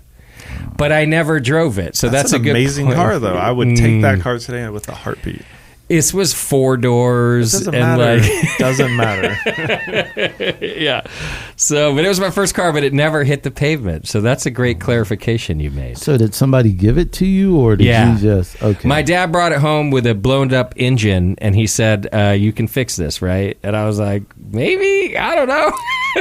Sure, give me like $1,000 to buy a new engine. I'll put it in there. It never got fixed. That's what happened. So, and that's the only car I ever got bought for me. My dad was, he's one of those, my dad was a you work for it guy. So he gave, the thing he gave me, I still had to work for.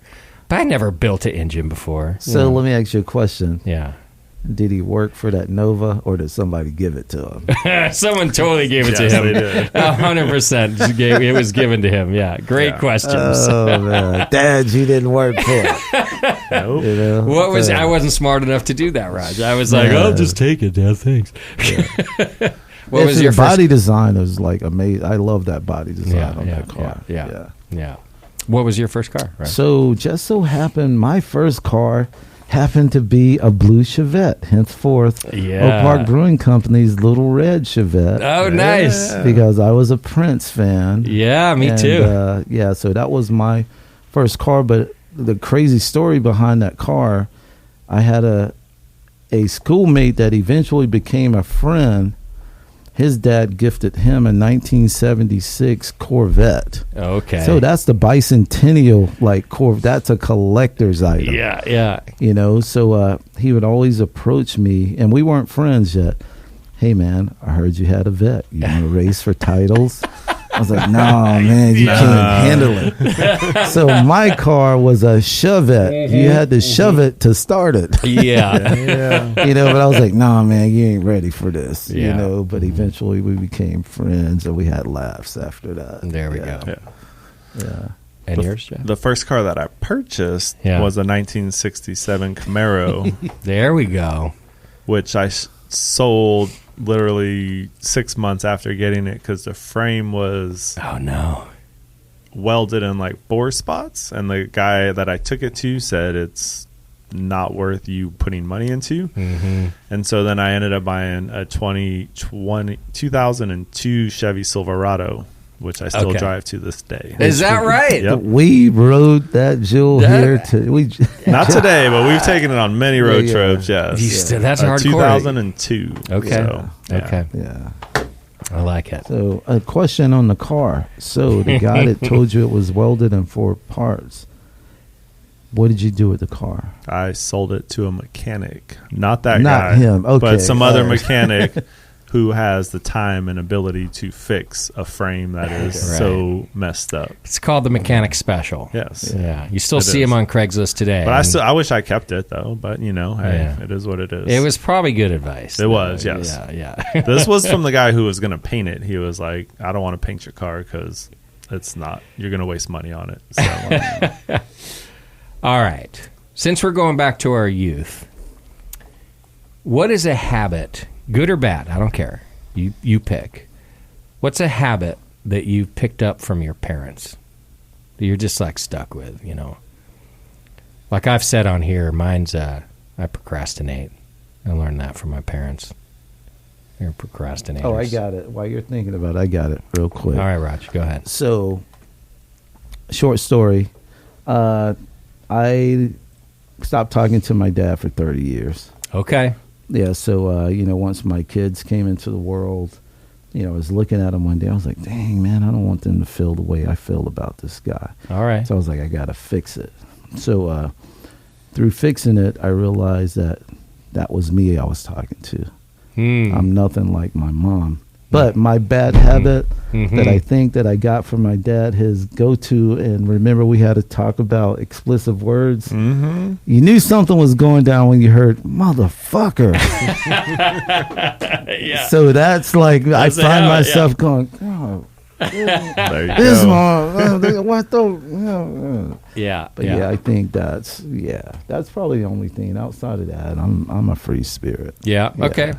Yeah, that's a tough question. Yeah. I mean, I think from my parents, if I had to pick one from each, so my dad, he was extremely cheap growing up. He used to make us pay him to use the dryer, right? So, Okay. you know, it was one of those things. He was like, hey, you give me 50 cents or you go hang your clothes up outside. Yeah.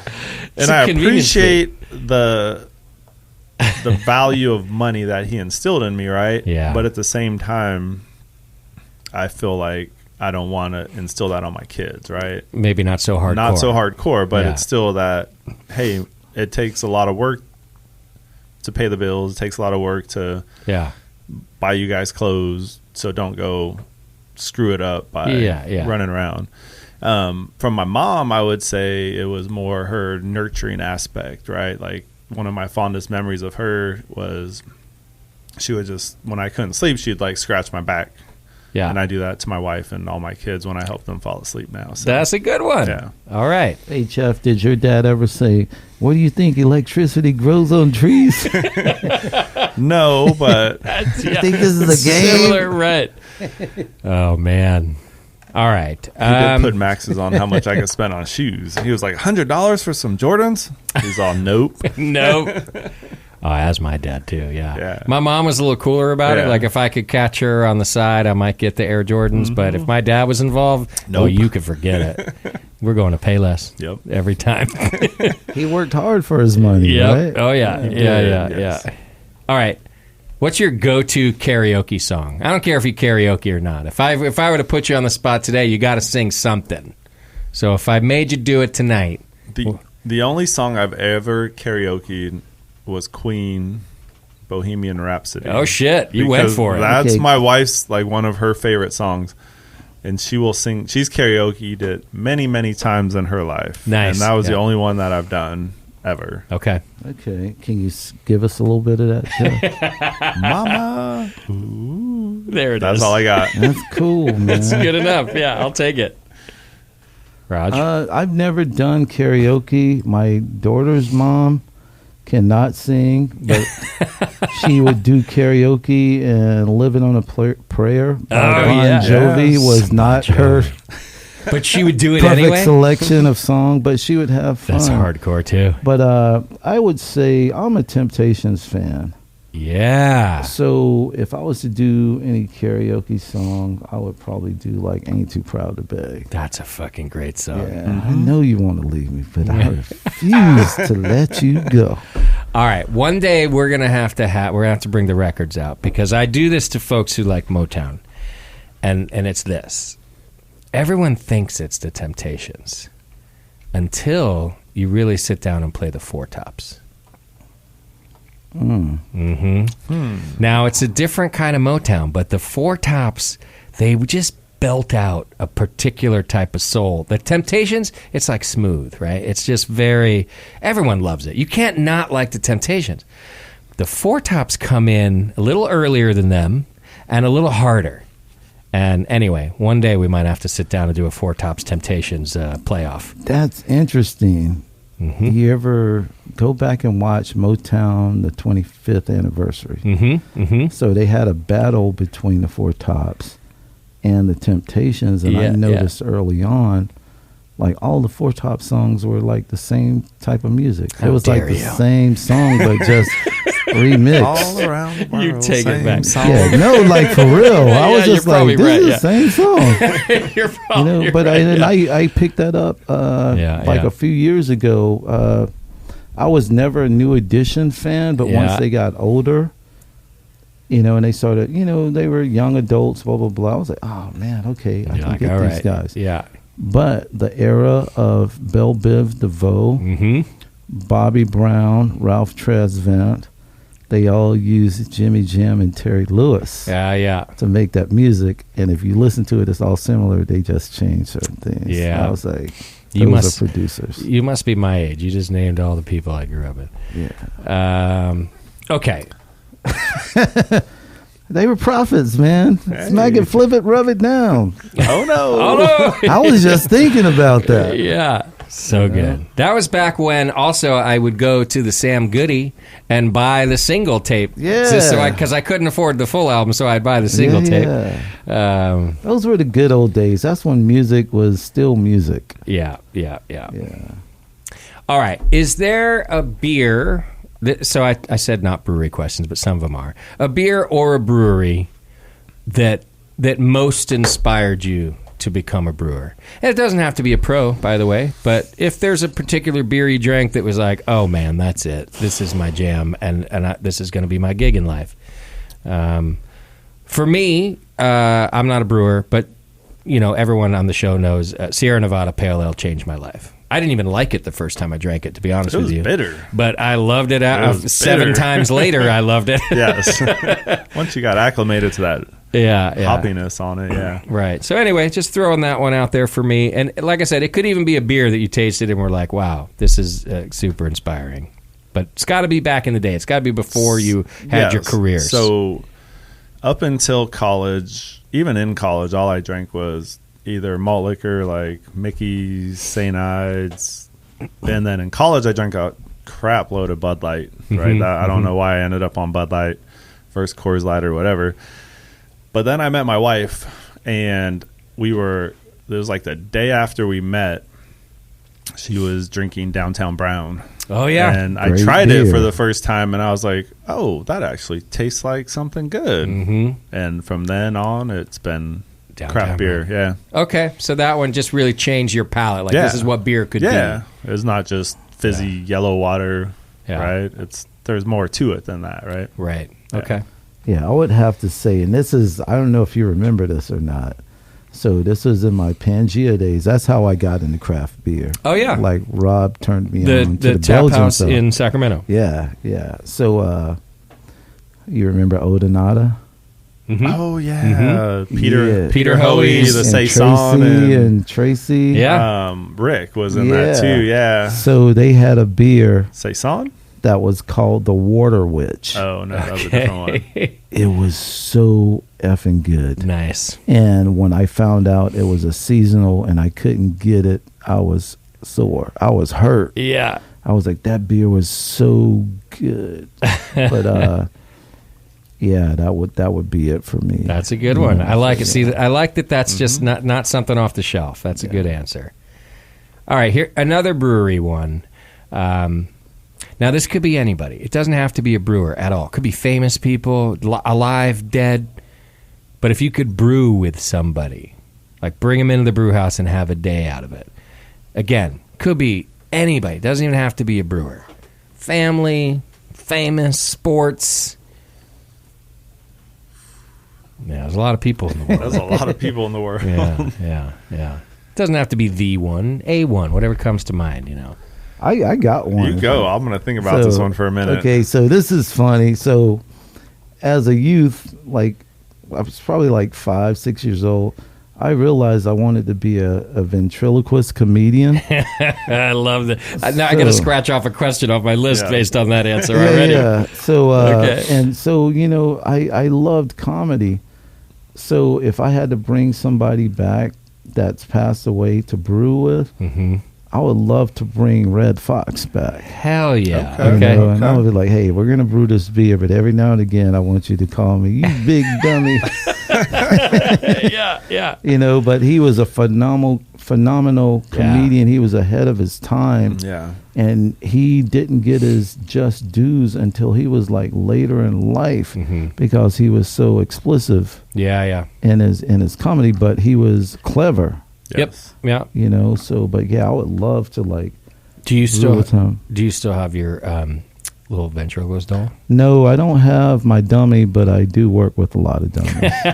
Fair enough. What are you saying, Raj? No, that's my comedy bit. Yeah, no, that's good. I gave up the dummies, but I'm still surrounded and I work with them. I think that's a great start. I give no respect. So, yeah.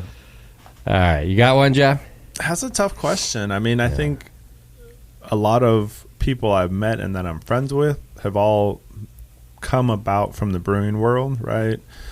So I don't think it's necessarily someone in the brewing world that I would want to brew a beer with, because people in the brewing industry are really open, and they're really open to coming and hanging out and making beer with you and teaching you what they know. I think like spiritually, I'd probably want to brew with my grandpa, who, you know, when we first opened our brewery in 2011, the first one, he was excited for it, and then he shortly passed away and didn't really get to try any beers. So I think that's where I would end up. That's a good one right there. That's a good. great one. I say, you know, it's like with their brewery, the grand opening. That was amazing. You know why we opened on December 31st? Because everything was branded 2011, and we had to open, or else we have to change all our merch. And so we just opened the doors, and we're like, let's go. Hey, that was a beautiful, like, man, it was amazing. Yeah. It was like, it was so hyped up. There were so many people, like, behind you guys. Yeah. Like, you know, me and my girlfriend at the time, like, we were looking for their brewery before they opened it. And when we found it, Jeff and Becca, they were sweeping the floor, and there was no equipment in it. Oh, right. So so we were just talking to them. We were like, "Hey, are you guys going to be kid friendly?" Blah blah blah. So on. I think I just finished grinding the floors with the big disc grinder, so there was like dust everywhere. Yeah. So we ended up we were like, once we found out they were going to be kid friendly, we're like, dude, we're going to bring like all these puzzles, and on grand opening night. Like, dude, it was so amazing. It was so amazing just to see the good people, and like everybody was behind them. I love small business grand openings like that. They're fun, yes. Yeah. All right.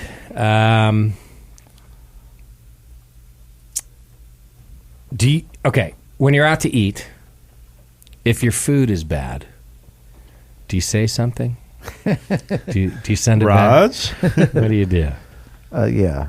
You do. You're a say something. Yeah. I'll give you. I got stories. That's all right. He sends it back to our kitchen when it's not right. He's like, "Hey, dude, you messed this up. You got to fix this." That's fair. This is like, man. So it's different ownership now, but there was a craft beer establishment that focused on craft beer. So, you know, my previous experiences weren't the greatest, but then I had a friend that knew beer. He's like, "No, man, come back in. Okay. You know, try it out." And I was like, "Okay, cool." So, me and my friend, we go and we try it out. And when our beers came out, she was like, "Hey, can you taste this?" I was like, I already knew that it wasn't the beer that she ordered, because that's her favorite beer. I could physically like look at it see, and say, this beer's not the beer. So I was like, "Hey, send it back." She wouldn't send it back. So the waitress came out. I was like, "Hey, you know, it's like, this isn't the beer, blah blah blah." "Oh, I'm gonna go check, blah blah blah." It wasn't the beer. Yeah. You know, so you know, I was like, okay, whatever. So our food comes out. Our food's wrong. You know, I never order my burger rare. Okay. You know, so I'm like, oh man, the food's messed up, the beer's messed up. Okay, I'm trying to work with this. Yeah. So the table next to us, they called the waitress over, and they were like, "Hey, we're not happy with our food." Okay. So long story short, they got our food. They comped their whole meal. You know, so and you never. Yeah, go ahead. You know, I was like, "Hey, you know, it's like, this isn't what I ordered." Blah blah blah. Blah. Yeah. Okay, cool. Blah blah blah. She comes back with the bill. Oh. I was like, wow. But you said something. Wait a minute. Wow. So which is crazy. I know the guy that owns the establishment. Yeah. And my buddy works there. So I was like, oh, okay. I was like, so I break out $100 bill. She takes $100 bill and she goes, "Let me see if we have change." Okay. She comes back, "We don't have change." I was like, okay. Took the $100 bill. I was like, okay, we're not paying for anything. Yeah. Tell so-and-so to call me. We'll talk about it. Okay. Yeah. So it was that experience. But I was just like, typically I would send the food back. Okay. But I was like, that I know. turn into a whole different thing. That's just weird. And I was just like, and it started with the beer. I knew it wasn't the right beer, but my friend was like, no, we're good. Blah, blah, blah. We got it back. But this is why I asked this question, because there's always a whole lot of things. So for me, like, it depends. That's where I fall. It depends. And yes. and I'm pretty good at reading people, right? Like from doing this show for a long time, that's just what I have to do. And so to me, it all starts with that. So like I've sent a beer back going like, hey, this isn't what I've ordered. And I had this cool experience because it was a cool person. She went back and was like, look, this is the tap we poured it off of. It's labeled that way. And I was like... Easy fix, right? Well, I was like... luckily, it was empty, bro. I was like, I hear you, but I'm telling you... That's not the right beer. So will you do me a favor? Just go look at the keg collar for me. And I'll tell you what, I'll buy like 3 of these beers if I'm wrong. I'm trying to be cool here. But just go look at the keg collar. Sure enough, they tapped the wrong keg. Right? So, but that's only because the bartender was cool. Like, I could tell. Yeah. I've had it with other bartenders where you even start to say it and they're like, fuck you, that's the beer you ordered. Okay. Okay. Yeah. Got it. Let it go. It shouldn't be like that. No, of course it shouldn't be like that. It's like... But not everybody who works at every place cares. Right? So it depends on where you're eating. And it depends on who's on shift that day. Who's working in It depends on if their cat died that morning, to be honest with you. Like, does. like, fair enough, the coolest people in the world can be total assholes. I've been that guy. Not the coolest person, the total asshole. Right? It just depends. It does, yes. Yeah. So I'm like a feel it out kind of person. But I tend to speak up. I tend to kind of go like, it's a little wrong. Yeah. Well, I mean, it goes back to being like, you know, if I know the business owner and then I know the head barkeep, sure. You know, like well, then you have a lot of leeway. Yeah. Mm-hmm. So, you know, but it's, you know, even with Oak Park Brewing Company, it's like you have to hold everybody accountable. Yeah. Agreed. You know? So it's at the end of the day, it's bottom line, and everything rises and falls on leadership. Sure. Well, and as an owner, too, there's it's how you look at the customer also. So my GM here, Kevin's his name, he's great. And he has a saying here, and that is, the customer is not always right, but they're never wrong. And so you have to approach everything like that. So you can sort of guide a customer to, hey, we screwed up or we didn't screw up, but they're never wrong. You still got to kind of deal with that. Yeah. Now, there are exceptions to every rule if the customer's just being a dick. Right? Yes. But still, in general, if it's just complaints and it's talking about quality or service or this or that, they're not always right, but they're just never wrong. Yeah. So typically, I won't send food back. So like if I order something, I know I see this. If I all order the time. something, say I order a burger and it's overcooked, I'll eat it. I won't send it back. The times I have sent something back is when it's either been the wrong food, or there's something in the food that shouldn't be there. Oh, there you go. Like, right? And that's a given. Cilantro. So like, no, I ordered like a hair. We at one point at this brewery in Sacramento, way back in the day, we ordered like a Caesar salad or some type of salad, no seafood or anything in it. And it came with a shrimp tail in it. That was just one shrimp tail. That the rest of the shrimp had been eaten off of it. Oh, no. And so I was like, "No, take it back." Yeah, right? Of course. No. Yeah, but most of the time, like if it's cooked what I want, you know, I'll eat it. Whether it's 100% accurate or not, I'll eat it. Just because that's my personality. I'm with you on that. Like if I ordered, you know, medium rare and it's well done, I'm eating it. Like it's well, you know, like if you go to like a super fancy steak place and you pay $100 for a filet mignon and you ask for it medium rare and they bring you one you're gonna probably send it back, right? Or you're right. Like, no, circumstantial. That's not right. So question for you, Jeff: did you go back to that establishment? No. Okay. And it is now. That's what it comes down to. Right. You know, I never went back. Yeah. You know, in my experience, I was like, "Come on, man! You're just like, don't play with my intelligence." Yeah. Well, and had they fixed it for you, you'd have gone back. Story. Yeah. You'd have gone back, and so that's a good point for like restaurateurs and staff to know too. Like, you're responsible for whether or not this person's ever going to come back. Yeah, because I mean, you got 2 tables side by side. Yeah. and totally two different experiences. I'm like, Yeah. Well, Why the same me? experience with two different outcomes. Yes. right. Yeah. You Yeah. know? No, that's So, not good. Yeah, things happen. You move forward. You don't harp on them. But that business is doing extremely well, so shouts out to them. They Well, know good who for they them. are. Good for them. Yeah. Are either of you superstitious at all? Black cats, whatever. Nowadays, I'm going to say no. Okay. When I played baseball back in my early teens, late 20s, or early 20s, late teens, yes, I was. All right. But now I'm not. Yeah. What was your most irrational superstition when you were playing baseball? Like couldn't wash your jersey or whatever? No, it's more like how you put it was weird, like how you would put your jersey on, or what pocket you'd put your gloves in and things like that. Yeah. Bro, that's OCD. That's not superstition. Well, hey, I'm not OCD anymore then, I guess. The one time I put my glove in this pocket, I lost. Oh, my and then God, now yeah. I got to keep it in this other pocket because that's when I win. So, I love it. Yeah. So what happens when you don't have the glove? You forget the glove. You don't play? I mean, you need a glove to pitch, pretty much. Well, that's what yeah. you put it in your pocket. You're talking about like a little batting regular- glove. Well, Yeah. different things. Like sometimes it was like batting gloves, right? Like you'd put it in your pocket this way because you got to hit. Or you keep your gloves on. He called home for it to be brought. Like, Dad, Hey, I can't. I lost bat. my glove Wait, again, Time Dad. out. Time out. yeah. They'll be here in 10 minutes. Time out. No, I'm there's just messing with you, Jeff. is sports. I think there's a lot of superstitions in sports where you Oh, get yeah. in a routine and you're like, hey, I did really well this day because I did X, Y, or Z. That has nothing to do with Totally. your performance at all, right?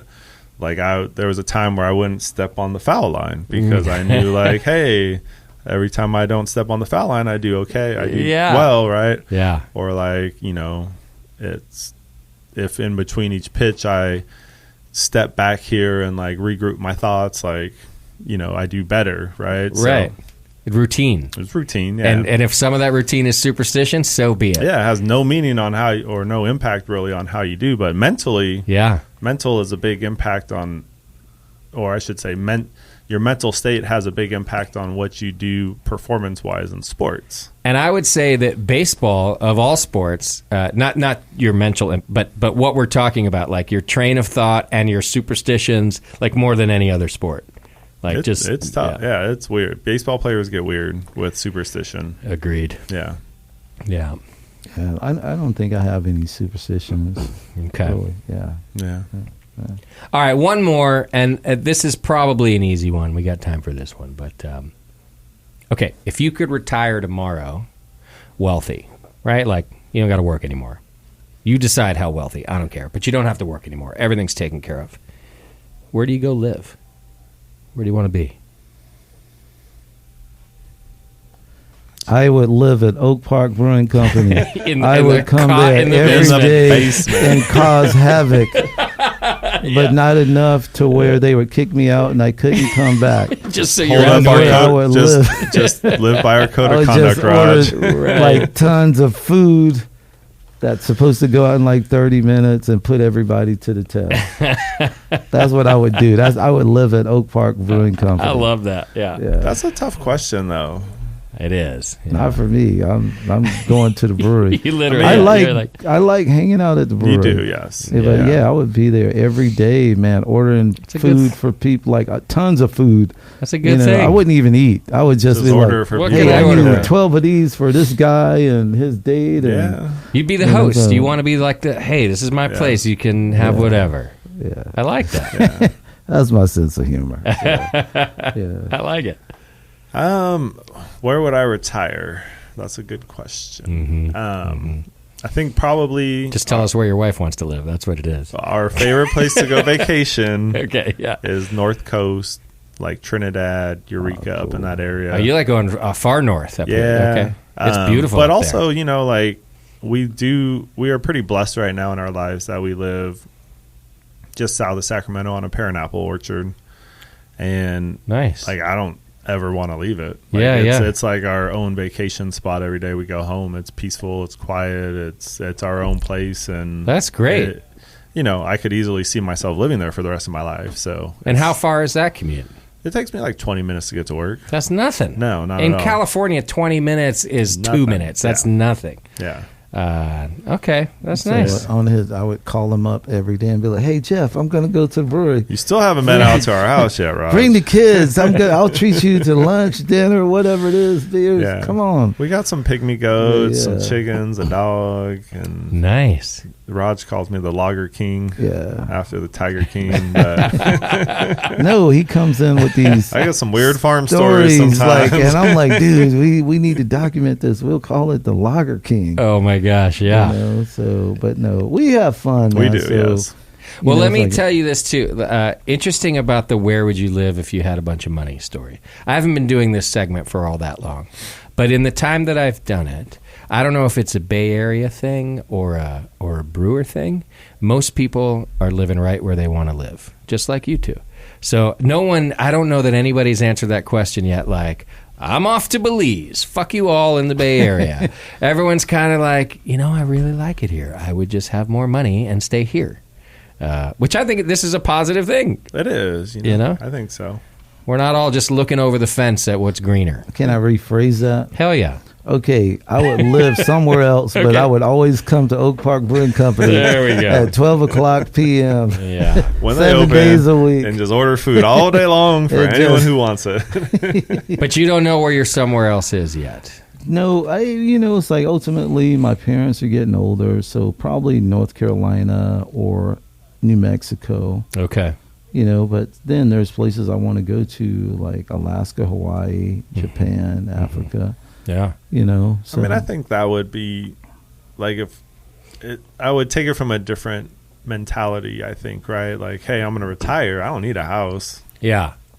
I want to go live wherever I want, right? Travel. Yeah. And then wherever my 3 kids end up, my wife and I would be like, hey, we're going to go visit you for a couple months. We're going to go visit you for a couple months. Yeah. And just not necessarily have a home base, right? But like enjoy the rest of the world. I think that's what all I at would once. do too. Yeah.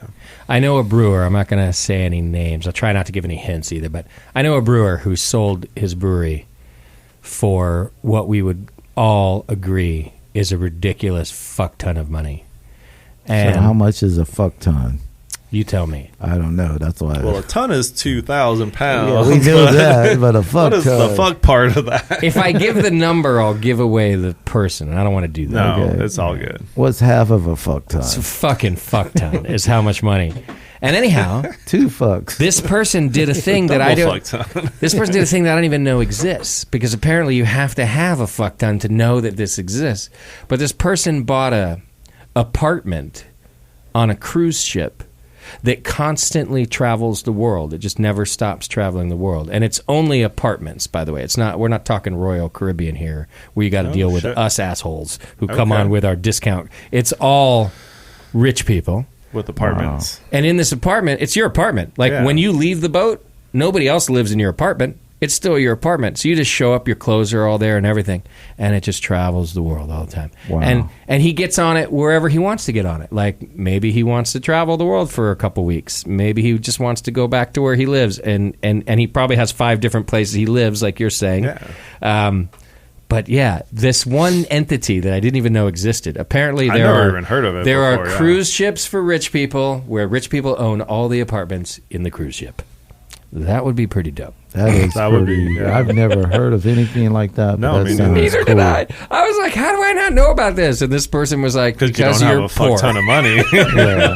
Yeah. Question for you though. Yeah. Do they have like housekeeping? Yeah. Oh, Oh, yeah. I'm sure they do. I'm I'm there. sure they I'm got. there. It's It's like a hotel where everything. they come in, they clean your room, they Yes. stock your fridge, and Yeah. you're just like, okay. It's a luxury floating apartment that's constantly circumnavigating the world. That's amazing. Isn't that amazing? And it's Things like that beer we'd- and beers included. I'm there. Yeah, there we go. Yeah. I'm like, Maybe they need a brewery. I'm just saying, guys. I would Small think brewery. that these rich Yeah. people need a brewery on their cruise ship. So maybe that's like the way in. All right, that's all the time we have today. Once again, you can go to opbrewco.com and learn more about Oak Park Brewing, and then you can go. What's the festival website? So everyone. So can, you can go to the peoplesbeerfestival.com There or we go. Eventbrite. search word the People's Beer Festival. There you go. And you can get all the information you need about all the cool events starting on the 10th, which is now National Black Brewers Day. Yeah. Good job. That's really cool. Well, thank you guys for being here today. I appreciate you coming all the way down and sharing your beer. It was wonderful. Maybe we'll have a pint after the show, wrap things up, but you're welcome back anytime, and I hope I get to come up and see you for the event starting on the 10th. Cool. Thank you, Justin. Yeah. Would love to see Thank you for guys. having us. We appreciate it. And anytime you want us on, we are open to it. Heck yeah. I'll come do shows at your place, too. You don't always have to come down here. We'll Hey, figure it out. Basement's open if you need it. There we go. It's I do. warm. That boiler's kicking. Yeah. It's loud, but it's warm. All right, don't forget to visit our sponsors, including the 21st Amendment Brewery. Go to 21st-amendment.com. Check out Sean's beer. You can get Hell or High Watermelon there, although I think right now it's Hell or High Mango is their new seasonal. Plus, check out their Pumpkin Haze Hazy IPA beer. That's their seasonal lineup. Great beer and great people who support this program. Thanks to them. We'll be back with more shows soon. I've got a lot coming up, and I'm excited about it. So we're going to have a busy winter of great brewers and brewing information here on the Brewing Network. Thanks for hanging out with us. Take care of yourselves and your beer.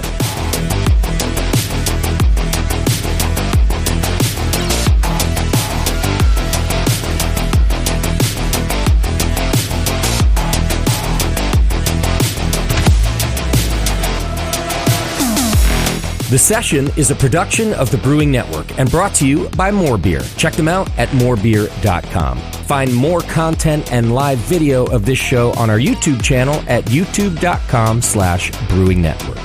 For sponsorship opportunities and information, please reach out to advertising@thebrewingnetwork.com. To reach our hosts, contact feedback@thebrewingnetwork.com.